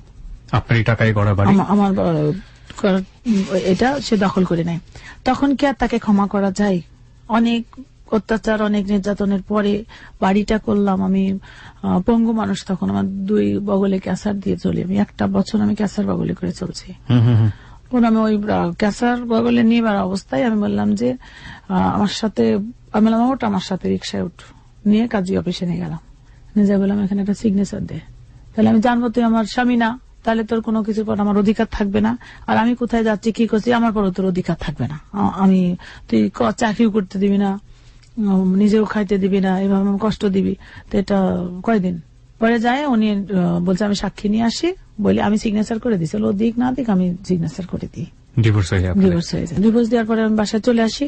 তখন আমাকে নিষেধ করেনি, পরে কিন্তু আবার নেওয়ার জন্য খুব চেয়ারম্যান আমার ভাইটাইকে সবাইকে ধরে। পরে মানে চেয়ারম্যান যখন এসে আমাকে বলে যে যা হয়েছে আপনি সংসার করতে হবে, করেন। বললাম যে না, ছেলেটাকে তো আমি হাতে করে নিয়ে আসিনি। আমার বাচ্চা হওয়ার পরে ওর ছেলে মহলের সম্পত্তি সব ওর বোন নামে রেজিস্ট্রি করে দেয়। আপনার বেবি হওয়ার পরে? হ্যাঁ, আমার অংশীদার হয়ে গেল, আমার পুত্র সন্তান হয়েছে, সে কারণে ওই জমি জায়গায় সব ছেড়ে। মানে আপনার অশ্রু ছাড়া পরের সন্তান কি ছেলে ছিল? আচ্ছা, রেজিস্ট্রি করে দেয়, তাহলে তারপরে তো কোনো অধিকার নাই। আমি কর্ম করে খাচ্ছি, আমাকে তো কিছু দিবেও না, আর কর্ম করতে দেয় না। তো আমি বললাম তাহলে ছেলেটার নামে একটা কিছু লিখি দিক, ছেলেটা তো তার। পরে ওর 7 শতক জমি মনে হয় হলে ছিল, সেই জমি 4 শতক জমি ছেলের নামে জীবন শত দানপত্র করে দেয়। তখন আমি বললাম ঠিক আছে, দানপত্র করুক, সমস্যা নাই, আমি ওখানে দরকারে ঘর করি। আবার ইট টিট কিনে টিনে নিয়ে যায়, আবার ওখানে ঘর করতে গেলাম, তখন ওখানে করতে দিল না, বাধা দিল। তারপরে আবার সেই ইট বাঁশ যা ছিল নিয়ে এসে আমার নানির বাড়িতে, ওই যে আগে যে ছিলাম ওই নানির বাড়ি আবার ভালো করে সেটা টেরে নানির বাড়িতেই স্থান নিলাম। তারপরে সে ডিভোর্স অবস্থায় আমার বাড়িতে চলে যায়। মানে আশেপাশে লোকে বলি নাই ডিভোর্স, কারণ যদি মীমাংসা হয় এরকম একটা সিদ্ধান্তে ছিলাম, তো হলো না। তখন অত্যাচার সহ্য করতে না পারে, তখন আমি বাধ্য হয়ে ঢাকা চলে আসলাম। ফাইনালি আস্তে আস্তে পাটা স্বাভাবিক হয়ে আসলো, লাঠি ছেড়ে দিলাম। আবার ওই অফিসে যোগাযোগ করে আবার বিদেশ যাওয়ার জন্য চেষ্টা করলাম, রেডি করলাম। করার পরে এর মধ্যে উনি একটা বাজে কাজ করছে। আমার অফিসে চাকরি করতো একটা মেয়ে, ওকে নিয়ে আমার বাড়িতে যাই থাকতো রাত্রিরে, আমার ওই নানির বাড়িতে। আমার নানি তখন বিছানাগত, আমি অত্যাচারে টিকতে পারি না, আমি ঢাকা চলে আসছি, আর ও আমার বাড়িতে অন্য মহিলা নিয়ে যাই থাকছে। আশেপাশে লোকজন আবার সব টের পাইছে, মারধর করতে গেছে। তারপরে চিন্তা করছে সবাই যদি জানতো যে আমার সাথে ডিভোর্স হয়েছে, তাহলে কিন্তু কেউ এটা মার দিত বা কেন একটা ডিসিশন নিত। যাই ওরকম পরিস্থিতিতে ইয়ে করেনি। আমি পরে যাই শুনলাম যে এই ঘটনা, ওখানে আমার আবার টিকিট কাটা হয়েছে, আমি আবার চলে যাচ্ছি হসপিটাল চদিতে, নতুন ভাবে আবার ইয়ে করছি। এর মধ্যে যখন ওই মহিলাকে নিয়ে যাই, আমি সহ্য করতে পারি না, বললাম যে আমি ডিক্লার দিয়ে দিচ্ছি মানুষকে যে আমি ওকে ডিভোর্স দিয়ে দিছি, তার সঙ্গে আমার কোনো সম্পর্ক নাই, প্রয়োজন হলে আমি আবার বিয়ে করবো। মানে রাগের মাথায় এটা বলে ফেলছিলাম। 3 দিন ছিলাম, এই 3 দিন আমার অনেকগুলি বিয়ে আসে, আমার অফিসে লোকজন চলে আসে, মানে ভালো ভালো প্রস্তাব আসে। আসলে তো আমি বাইরে চলে যাবো, এটা রাগের মাথায় বলছিলাম। হ্যাঁ, তো এক ঘরের লোক আমাকে যে বলছে এরকম, ওনার বউ ছিল তো ডিভোর্স, উনি প্রস্তাব দিছে। তা বললাম যে ভাই শোনেন, আমার জীবনটা অনেক যুদ্ধের, আপনি সব দিক দিয়ে ভালো, ইউনিভার্সিটি ঢাকা ইউনিভার্সিটি থেকে লেখাপড়া করছেন, ঠিক আছে, আমার আসলে টাকা পয়সা যারা আছে তার সাথে বিয়ে করব, আমাকে যেন কর্ম করে না খেতে হয়, আমার নিশ্চয়তা চাই, আমি এই জন্য বিয়ে করবো। আচ্ছা। এভাবে বলে আমি চলে আসছি ঢাকাতে, এমনি শয়তানি আর কি। তো এইটাকে শুনে ওই ক্রিমিনালের মাথার ভিতরে দিয়ে দিছে যে উনি আবার একটা স্কুলের প্রিন্সিপাল ছিল, বলে দিছে যে অমুকের সাথে তার বিয়ের কথাবার্তা হচ্ছে। আমার সঙ্গে কিন্তু তার আর কোনো যোগাযোগ নাই, আমি ঢাকা চলে আসছি। আসার পরে কিছুদিন পরে নাকি উনি ঢাকায় আসছে, ওই যে লোককে কথা বলছিলাম উনি ঢাকা আসছে, আমি জানি না, আমার জানার কথাও না। পরে চিঠি লিখছে ওই লোকের বাপের বাড়িতে যে আমি তখন মগবাজারে থাকি আমার এই বাচ্চা দুটাকে নিয়ে, যে আশ্রয় নিয়ে আমাদের এক আঙ্কেল আমাকে একটা মেয়ের সঙ্গে রুম নিয়ে দিছিল, আমার বাচ্চা দুটা নিয়ে যাতে ওখানে থাকতে পারি পরবর্তীতে। এরপরে কি করছে, ওই লোকের বাড়িতে বলছে যে আপনার ছেলে নারী ঘটিত বিষয়ে মগবাজারে একটা বাড়িতে আটকায় রাখছে, লোকজন বন্দি রাখছে, যদি বাঁচাতে চান এখনই টাকা পয়সা নিয়ে যান, অমুকের মেয়ে, এইভাবে বলছে। তখন বাড়িতে একটা আলোড়ন সৃষ্টি হয়ে গেছে, একটা ছেলেকে যদি মারের কথা শুনে করে, তো ওর আবার ভাইয়ের কাছে আবার ওর মেজো ভাই ফোন করে বলে, তো বলছে না ভাই তো আমার কাছে, সে জ্বর আসতে অসুস্থ হয়েছে তাই আমার কাছে, মিথ্যা একটা ছড়ানোর পরে আমি বিদেশ যাবো বলে আমি আবার বাড়ি গেছি। বাড়ি যাই শুনছি যে আমাকে নাকি লোকজন মারধর করছে, আটকায় রাখছে, সময় এই ধরনের কথা বলছে। তা খারাপ লাগে না শুনতে? আমি ওর বাড়িতে গেলাম, ওই লোকের বাড়িতে, যে ওনার মাকে জিজ্ঞাসা করলাম যে মা কি হয়েছে, তখন একটা চিঠি আমাকে দিল, যে চিঠিতে লেখা, দেখছি যে ওর বক্তব্য অন্যজন একদিন লিখে ওদের বাড়ি পাঠিয়েছে। বলে আমি আমার বাড়িতে গেছি, আমার বোন করছে কি আমাকে তালা বন্ধ রাখছে, আমি বিদেশ যেতে দিবে না, আমরা চাকরি পাই নিয়ে 2 দিন পরে চাকরি পাইস, কাজ পাইস, ব্যাপার কি, মানে উল্টাপাল্টা কথাবার্তা, বিদেশ যাই কি করবি তো আমরা জানি। কারণ এইসব কথাবার্তা তো হল মালিকের কথা, তখন হল মালিক যা বলছে সব ঠিকই বলছে, মানে তখন আমার বাড়ির লোকজন ওর পক্ষে, ও যেভাবে বুঝাইছে এভাবে বলছে। আমার পাসপোর্ট সব কাড়ি নিয়েছে, আমাকে আটকাবে, আমি ধাক্কা মারি ফেলে দিয়ে দৌড় দিছি, পা ন্যাংরা আমার সাথে, তারপরেও পারেনি। আজ রিক্সা নিয়ে আসি, দেখছি যে ওই ক্রিমিনাল দুজন বসে বসে গল্প করছে। আমার আর সহ্য হয়নি, বিদেশ যা বন্ধু, ওরা পাসপোর্ট কাড়ি নিয়েছে, এত বড় দুর্নাম, অনেক কলার চাপি ধরে ওই বাজারের মধ্যে দেখছি বসে আছে, রিক্সা থেকে নেমে ধরে 2জনকে মায়ের, একজনকে মায়ের সাইড করে রাখছি, আর 3টা দাঁত ভেঙে দিছি আমি। তারপরে ওনাকে আমি মারছি, বলছি তার আগে থানাতে একটা দিয়ে আসছিলাম, জিডি করে আসছিলাম, ওসি সাহেব বলে আসছিলাম যে আমাকে নিয়ে এসে অনেক ষড়যন্ত্র করছে, আপনারা, আমি আইনের আশ্রয় চাই। পরে মায়েরই ধরে আমি কলার ধরে নিয়ে যাচ্ছে, চল, ওসি বলে তো খুঁজি পায় না, আমার সাথে চল, হ্যাঁ তোর বাসি থাকার কোন অধিকার নেই, তুই আমার জীবনটাকে এরকম তছনছ করে দিলি গা। ওখানকার সংসার ভাঙার মূলে সে, আবার এই লোকের নিয়ে কথাবার্তা বলছে সে, এই এক ব্যক্তি এতগুলি ঘটনা ঘটাচ্ছে। পরে থানা নিয়ে যেতে সে পালাই যায় আমার হাতের ভিতর থেকে, শার্ট আমার হাতেই আছে, মাথাটা বের করে খাটো মানুষ ধরে দিছে। ওই অবস্থায় আসি, ওই লোক যে আমাকে প্রস্তাব দিছিল বিয়ের, যাকে নিয়ে এইসব কথাবার্তা হচ্ছে, উনি বসেছিল ওইতে, ওই চার একটা দোকানে, ওকে মারার একটু আগে এসে দেখছি উনি বসে আছে। তাহলে ওনাকে আমি ডাকালাম, রিক্সা লাগবে, ওনাকে ডাক। তখন আমি তো আর এক ফুলন দেবী হয়ে গেছি। ওনাকে ডেকে আমি বলছি যে আপনি বিয়ে করতে চাচ্ছিলেন, বিয়ে করবেন? তখন উনি বলছে আপনি যে আমাকে বিয়ে করবেন না, আমার টাকা নাই। তা বললাম যে টাকা নাই, ঠিক আছে, আপনি ডাল ভাত নুন ভাত তো খাওয়াইতে পারবেন? তা পারবো। তাহলে আমি বিয়ে করে আপনার বাড়িতে উঠাতে পারবেন? তো বলছে পারবো। দেখেন কিন্তু আপনার সঙ্গে কিন্তু আমি পেরিত করিনি যে আপনাকে আবার বিয়ে করে জায়গায় জায়গায় দৌড়া বেড়াতে হবে, আর আপনার সব জানি শুনিয়ে করছেন। যাক, ওইভাবে ওর বন্ধু টন্ধু মিলে থানায় আসলাম, আসি আমি ওসি সাহেবকে বললাম, সবাইকে বললাম। ওই আর একটা ঘটনা আমি ঘটাই ফেললাম ওই জায়গাটা। আরেকটা বিয়ে করলেন? হ্যাঁ, তৃতীয় বিয়েটা। হ্যাঁ, ওকে। অদ্ভুত একটা চেইন, প্রথম হাজবেন্ডের কাছ থেকে বাঁচার জন্য তৃতীয় বিয়ে, দ্বিতীয় হাজবেন্ডের কাছ থেকে বাঁচার জন্য তার আরেকটা বিয়ে করতে হচ্ছে। এবং এটা কেন করতে হচ্ছে? সামাজিকভাবে একটা মেয়ের একটা ছেলের কাছে জায়গা ছাড়া কোন একটা মানুষ সহজভাবে সেটা নিতে চায় না, সবারই একটা অ্যাডভান্টেজ নিতে চায়, এবং সেটা থেকে বাঁচার জন্য সে একটার পর একটা স্কিপ করে যাচ্ছে। দিস ইজ ভেরি ইন্টারেস্টিং, এবং এটা ইন্টারেস্টিং হলো this is hard reality of our society, এবং এটাকে অস্বীকার করার কোনো উপায় নেই। বলুন তারপর। তখন ওনাকে নিয়ে আমি আবার ঢাকা চলে আসলাম, আমার বিদেশ যাওয়া আর হলো না। ওনাকে নিয়ে আমি চিন্তা করলাম যে লেখাপড়া জানি ভালো, তাকে ভালো একটা পজিশন দিই, চাকরি, তার মেধা আছে এবং খুব ভালো মনের একটা মানুষ, যার সঙ্গে আমার বিয়ে হলো, আমার সঙ্গে বন্ধুত্বপূর্ণ সম্পর্ক। সব জানতো আপনার অতীত? হ্যাঁ, আমার অতীত সব জেনেই সেও ডিভোর্স ছিল। হ্যাঁ, এটা করছে, ভালো মনের মানুষ। উনি যদি আমাকে সহযোগিতা করে, একসঙ্গে করে আমরা অনেক কাজকাম করতে পারবো। পরে উনি চাকরি পেলো, চিটাগাঙে পোস্টিং হলো, বেশ একটা সুখে সংসার আমার তৈরি হয়ে গেল। কিন্তু ইনার ব্রেনের ভিতরে দিয়ে দিল বিভিন্ন ধরনের পুশিং ফোন করে করে, যে আপনার বউ তো খারাপ, এরকম একটা খারাপ মহিলার সাথে আপনি সংসার করেন, মানে উল্টা পাল্টা বলতে বলতে উনি নষ্ট হয়ে গেল। আপনার আগের হাজবেন্ড এটা করলো? হ্যাঁ। জিঘাংসা অনেক বড় একটা খারাপ গুণ, এটা প্রত্যেকটা মানুষেরই কিছু না কিছু আছে। পরে উনি আমাকে কিছু বলতে পারতো না, উনি চলে গেল নেশার জগতে। আর একটা জীবন আমার শুরু হয়ে গেল নেশা। চাকরিটা ধরে রাখতে পারলো না। তখন ওই আমার শ্বশুর মশাই, উনি যখন বেঁচে ছিলেন, উনি আমাকে বলল যে ওর আগের বাচ্চা আছে 2টা, বউ ডিভোর্স করা, বাচ্চাদের জন্য তো মন খারাপ করে, সেই জন্য নেশা টেশা করে, তুমি একটা বাচ্চা নাও, দেখো হচ্ছে ও ভুলে যাবে, আস্তে আস্তে ভালো হয়ে যাবে। 2টো বাচ্চা কি আপনার সঙ্গে ছিল তৃতীয় হাজবেন্ডের কাছে, নাকি 2টো বাচ্চা কোথায় গেল? না, 2টা বাচ্চা আমার আপনার সঙ্গেই ছিল সেই মুহূর্তে, একটা ছেলে একটা মেয়ে। হ্যাঁ। এখন এই এনেও এরকম নরবরি অবস্থা, তখন তো চলতে তো হবে। এমন একটা পরিস্থিতি গেছে আমার এই বাচ্চা নিতে যে চিটাগাঙে চাকরি চলে গেল, তখন সিজার করতে হবে, বাচ্চা 9 বছর পরে বাচ্চা, বড় ছেলের 9 বছর পরে বাচ্চা, এক ছেলে এক মেয়ে ছিল, আমার আর চিন্তা ছিল না। পরে ওনারা আবার এই যে একটা চিন্তাও করলাম যে আসলে তো তাই, নিজের বাচ্চা হলে হয়তো ভালো হয়ে যাবে, এই বলি বাচ্চাটা নিলাম, সিজার করলাম, চাকরি চলে গেল ওনার ওখানে। তখন আমি আবার ঢাকা চলে আসলাম, এসে সাভার হসপিটালে ভর্তি হয়ে থেকে পরে ঢাকা মেডিকেলে সিজার করা হয়। সিজারে লাইগেশন করে নিলাম যে আর বাচ্চা কাচ্চা নিব না, একবারে পার্মানেন্ট একটা বিষয়।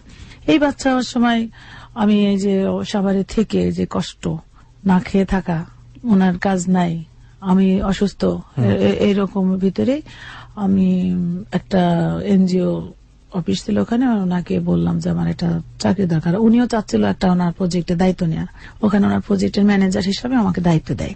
বলে বেতন দিতে পারবো না আপনাকে, আমি আপনার বাসা ভাড়া যেন না লাগে, এই বাড়ির পুরো দায়িত্ব আপনি থাকবেন, এখানে আপনি ব্যবসা বাণিজ্য করতে পারবেন। তখন আমি ওখানে থাকি, থাকার পরে উনি আমাকে প্রথম মাসে আমাকে একটা সেলাই মেশিন কিনে দেন। আমার বেতন দেওয়া লাগবে না, কিন্তু আমার জন্য 1500 টাকা বাজেট করেন, একটা পুরাতন সেলাই মেশিন কিনে দেন। উনি আমাকে পুরাতন একটা সেলাই মেশিন 1300 টাকা দিয়ে কিনে দিয়ে 200 টাকা নগদ আমার হাতে দিয়ে গেল। আমার হাজবেন্ড নিয়ে বাচ্চা নিয়ে ওনার ওই বাড়িতে থাকতে লাগলাম। এর মধ্যে ওই যে ফকির টকি ধরে নিয়ে যে ওই বাড়িতেই আমি শেল্টার সেন্টার হিসাবে রাখছি, বড় বাড়ি, দোতলা বাড়ি, একটা পুরা বাড়িতে। ফকির টকি ধরে নেওয়া মানে রাস্তা থেকে ফকির ধরে নিতে? হ্যাঁ, ওই যে যারা রাস্তায় ভিক্ষা করে, জোয়ান মানুষ বাচ্চা নিয়ে নিয়ে ভিক্ষা করে, এদেরকে কিছু নিয়ে নিয়ে যে ট্রেনিং করায় বিভিন্ন কাজ। ওই সময়টা থেকে? কত সালে এটা? এটা 2004-05। 2004-05 সালে আপনি মনে করলেন যে আপনি যেহেতু সেলাই জানেন, সো এদেরকে দিয়ে কিছু কাজ করায় আপনার কিছু করা, এদেরও নিজের একটা স্বাবলম্বী করা। জি। আমি ওখানে ওই 200 টাকা পুঁজি থেকে আমি 6 মাসে 40,000 টাকা পুঁজি হলো আমার ব্যবসা। আচ্ছা। ওই প্লাস্টিকের পুরাতন বস্তা কিনে কিনে ব্যাগ বানায় মার্কেটে দিই, সেলাই করি। প্রথমে 150 টাকা দিয়ে 100 পিস ব্যাগ নিলাম, ধুয়ে পরিষ্কার করে ব্যাগ বানায় ওটা 500 টাকা বিক্রি করলাম। পরে আবার 300 টাকা দিয়ে 200 কিনলাম। এইভাবে আমার খরচটা রাখতে রাখতে এই কাজগুলি করি। এই তখনই আমি যে মাশরুম ট্রেনিং যা করার এগুলি করি। একটার সাথে যুক্ত হলে আরেকটা সন্ধান পাচ্ছেন, আরেকটার সাথে যুক্ত হলে আরেকটা সন্ধান পাচ্ছেন। কোন প্রতিষ্ঠান কি আপনি দাঁড় করালেন সেই মুহূর্তে? হ্যাঁ, তখনই আমি যে মাশরুমটাকে ইয়ে করাই। আর এনজিওটা আমি যখন ওই অবস্থায় ওখানে ছিলাম, যখন পৌরসভায় চাকরি করতাম 99 সালে, ওই তখন এনজিওটা রেজিস্ট্রেশন করছিলাম।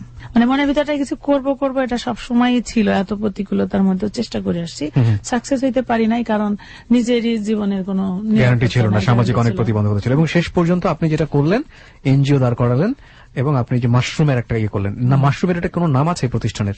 হ্যাঁ, অজানা মাশরুম ফুড প্রোডাক্ট। অজানা নামটা কেন দিলেন? নামটা হচ্ছে এখানে এই বাচ্চা সিজারে লাইগেশন করছি, 3 মাস পরে আবার কনসেপ্ট করছে। লাইগেশনের পরে লাইগেশন ফেল হয় আবার বাচ্চা। এটা আমি টের পাই, হচ্ছে আমি নিশ্চিন্তে আছি, লাইগেশন করা আর বাচ্চা টাচ্চা হবে না, কোনো ব্যবস্থা নেই নাই। 6 মাস যখন সিজারের বার, বাচ্চা তখন 3 মাসের পেটে। আবার সেই বাচ্চা পেটে করে ধরেন সেলাই করছি, রাত্রে 2:30-3টা পর্যন্ত মেশিনে সেলাই করছি। তখন ধরেন উনি নেশা করে, একদম নেশার জগতে উনি হচ্ছে একদম মগ্ন। ওনাকে প্রতিদিন 100 টাকা করে দিতে হবে নেশার জন্য। হ্যাঁ, তারপরে বাসা ভাড়া, ছেলে বলে কৌশল নেই, বাচ্চা পেটে, বাচ্চা কোলে, এগুলো নিয়ে আপনি এই ফাইট করে গেছেন, রাস্তা থেকে ফকির তুলে নিয়ে এসে। হ্যাঁ, ধরেন এমন অবস্থা যে আমার ওই সেলাই ছিঁড়ে যাবে, ফেটে যাবে আমি যদি নড়াচড়া করি। তারপরে পেট ধরে ধরে একটু করে হাঁটছি, বসছি, আবার বাসে উঠছি। মানে কাজ করতে হলে তো আমাকে দৌড়াদৌড়ি করতে হবে। এক পর্যায়ে 7 মাস যখন বাচ্চা পেটে, তখন সেলাই ফেটে গেল। ও মাই গড! ওই সেলাই ফেটে গেল, আমার কাছে টাকা নাই। ওখানে এক চাচি ছিল, মারা গেছে। উনি আমাকে 100টা টাকা দিল যে মা তুমি হসপিটালে যাও, ডাক্তার টেস্ট করো, তোমার যে অবস্থা তুমি যখন তখন মারা যাবা। পরে ওই যায় ডাক্তার বলে সর্বনাশ, অক্সিজেন দিয়ে রেখে যে সিজার করে দিল। আবার ওই সিজারে এবার মেয়ে হলো, মানে 2 ছেলে, এরপরে আবার মেয়ে হলো। ম্যাচুরিটি হয়েছিল না, এই অবস্থায় বাচ্চা। এই অবস্থায় আপনার সংসারে ফাইট করতে হয়েছে। হ্যাঁ, তো এই বাচ্চার নাম রাখছি অজানা।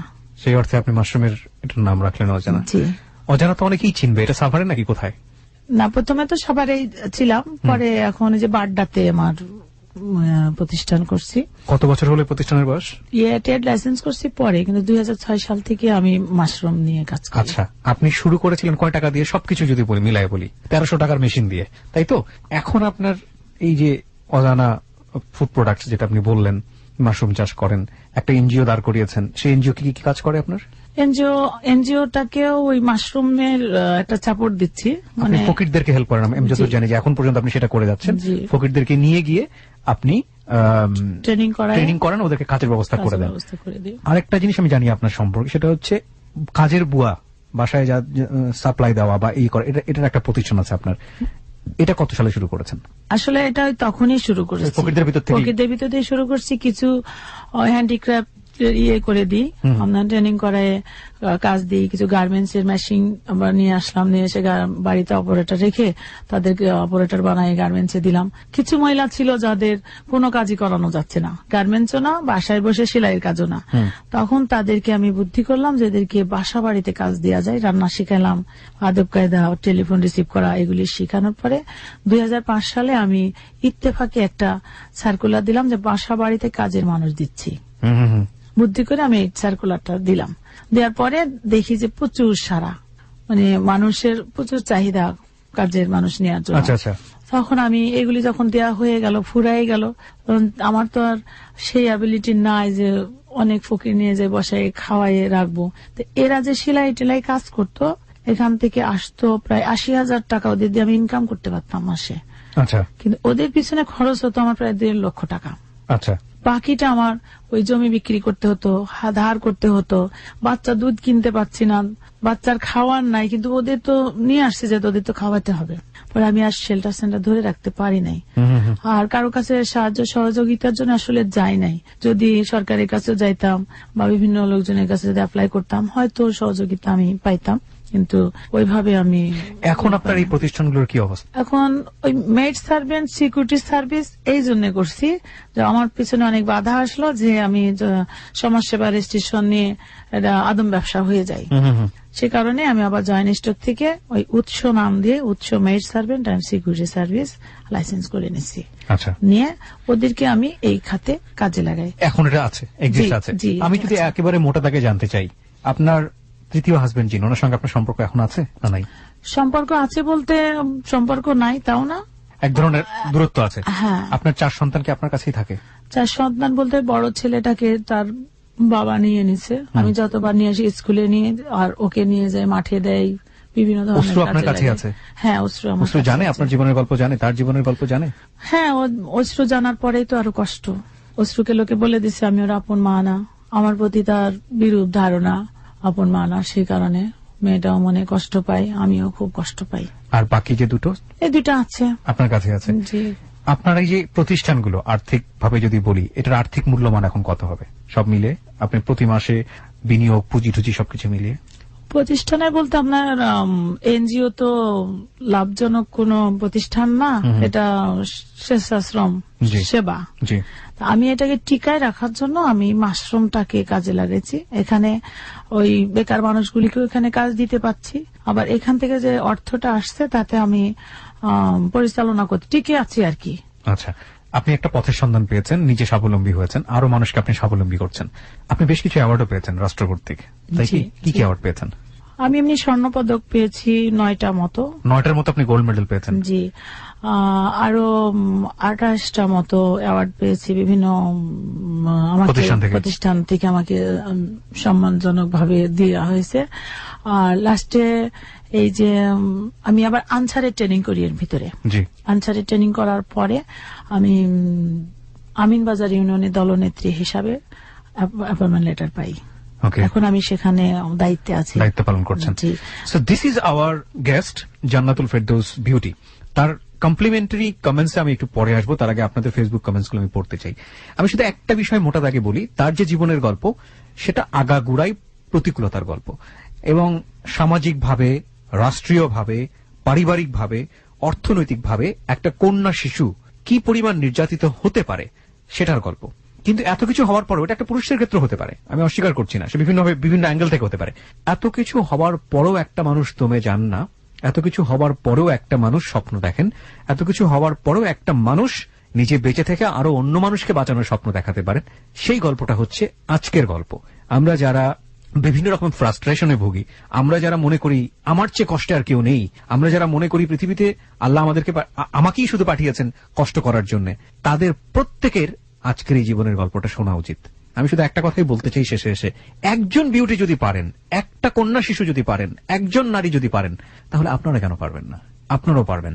এই পারার বিশ্বাসটা আপনারা নিন আজকের এই হ্যালো 8920 থেকে। এটাই হচ্ছে আমাদের প্রার্থনা বলতে পারি আমরা। আচ্ছা, আমরা এই পর্যায়ে আপনার লিসনারদের যদি কিছু বলার থাকে, খুব শর্ট করে, খুব ছোট করে কিছু বলার আছে, যারা লাখ লাখ শ্রোতা এই মুহূর্তে জেগে আমাদের রেডিওতে আছেন, শুনছেন, তাদের উদ্দেশ্যে আপনি কিছু বলতে চান? আমি শ্রোতাদের উদ্দেশ্যে বলতে চাই এবং সব মানুষকে আমি এটা বলতে চাই, আমি যে কষ্টগুলি পেয়েছি, এই কষ্টগুলি যেন কোনো মানুষকে না দেয়। না, আমি ভাবছি না, আমি যে এটা ছোট্ট বাচ্চার জীবন থেকে সে জীবনটা অন্যরকম হয়ে যেতে পারে, বিভিন্ন ধরনের সামাজিক কথাবার্তা, এবং কোনো মানুষ যদি অন্যায় করেও তা উচিত ফ্যামিলির সাপোর্ট দিয়ে তাকে বুঝায় একটা লাইনে আনা। আমার জীবনটা কিন্তু এত কিছু হয়েছে শুধু ফ্যামিলি সাপোর্টটা না পাওয়ার কারণে। একটা মানুষ যদি খারাপও হয় তাও চেষ্টা করা উচিত যে তাকে বুঝায় এটা সঠিক লাইনে আনা। এটা আমার সবার কাছে প্রত্যাশা আর কি। আর আমি ভিক্ষা বৃত্তি নিরসনের পরে কাজ করি, অনেক সমস্যা আমার নিজের গেছে, তারপরেও আমি হাল ছেড়ে দেইনি। আমি একটা পর্যায়ে আসছি, এখন এই কাজটা সামাজিক দায়িত্ব, এটা আমার একার কাজ না, এটা সারা বাংলাদেশের মানুষের কাজ। তাই আমি চাইবো যে সবাই যেন এগিয়ে আসে, এই কাজে শরিক হয়। আমি ভিক্ষুক মুক্ত বাংলাদেশ গড়তে চাই, আর এই গরিব নিয়ে কাজ করতে চাই। ছোটবেলা থেকে আমার অনেক আরো বাদ পড়ে গেছে, এত অল্প সময়ে সব বলে শেষ করতে পারি নাই। আমার বাংলাদেশের মানুষ যেন কারোর কাছে হাত না পাতে, ভিক্ষা না করে, এরা যেন কাজ করে খায়। আর যাদের অনেক টাকা পয়সা আছে, যারা জাকাত ফিতরা বিভিন্ন ভাবে দিচ্ছে, ওই ছোট ছোট করে না দিয়ে একটা ব্যক্তিকে একটা স্বাবলম্বী করে তোলা, সে যেন সামনে বছরে আর জাকাত ফিতরা কারো কাছ থেকে না নেয়, এইভাবে আসলে করা উচিত। আর আমি একটা শেল্টার সেন্টারের জন্য চেষ্টা করছি, প্রত্যেকটা জেলাতে যেন একটা ভিক্ষুকদের জন্য শেল্টার সেন্টার থাকে, এটা আশা করছি। আর আমি চাই যে নারীরা যেন নিজেকে ছোট মনে না করে, যে একটা অ্যাক্সিডেন্ট হয়েছে ওখান থেকে শেষ হয়ে গেলাম, বা অনেকে আত্মহত্যা করে, নষ্ট হয়ে যায়, এসব কিছু না করে আমরা কিছু করতে চাই। আমরা মানুষ হিসাবে বাঁচতে চাই, নট নারী, নট পুরুষ। মানে নিজের পায়ে দাঁড়ানোর জন্য প্রত্যেকটা নারী যেন এই সৎ সাহস নিয়ে, বুকে সাহস নিয়ে ঘুরে দাঁড়ায়। এই ঘুরে দাঁড়ানোর গল্পটি হোক প্রত্যেকটি সাহসী মানুষের গল্প, শুধুমাত্র নারীরা না, প্রত্যেকটি মানুষ যেন আমরা আজকের এই গল্প থেকে কিছু নিতে পারি। শেষ করতে চাই আজকের ক্লোজার প্রেজেন্স হ্যালো 8920।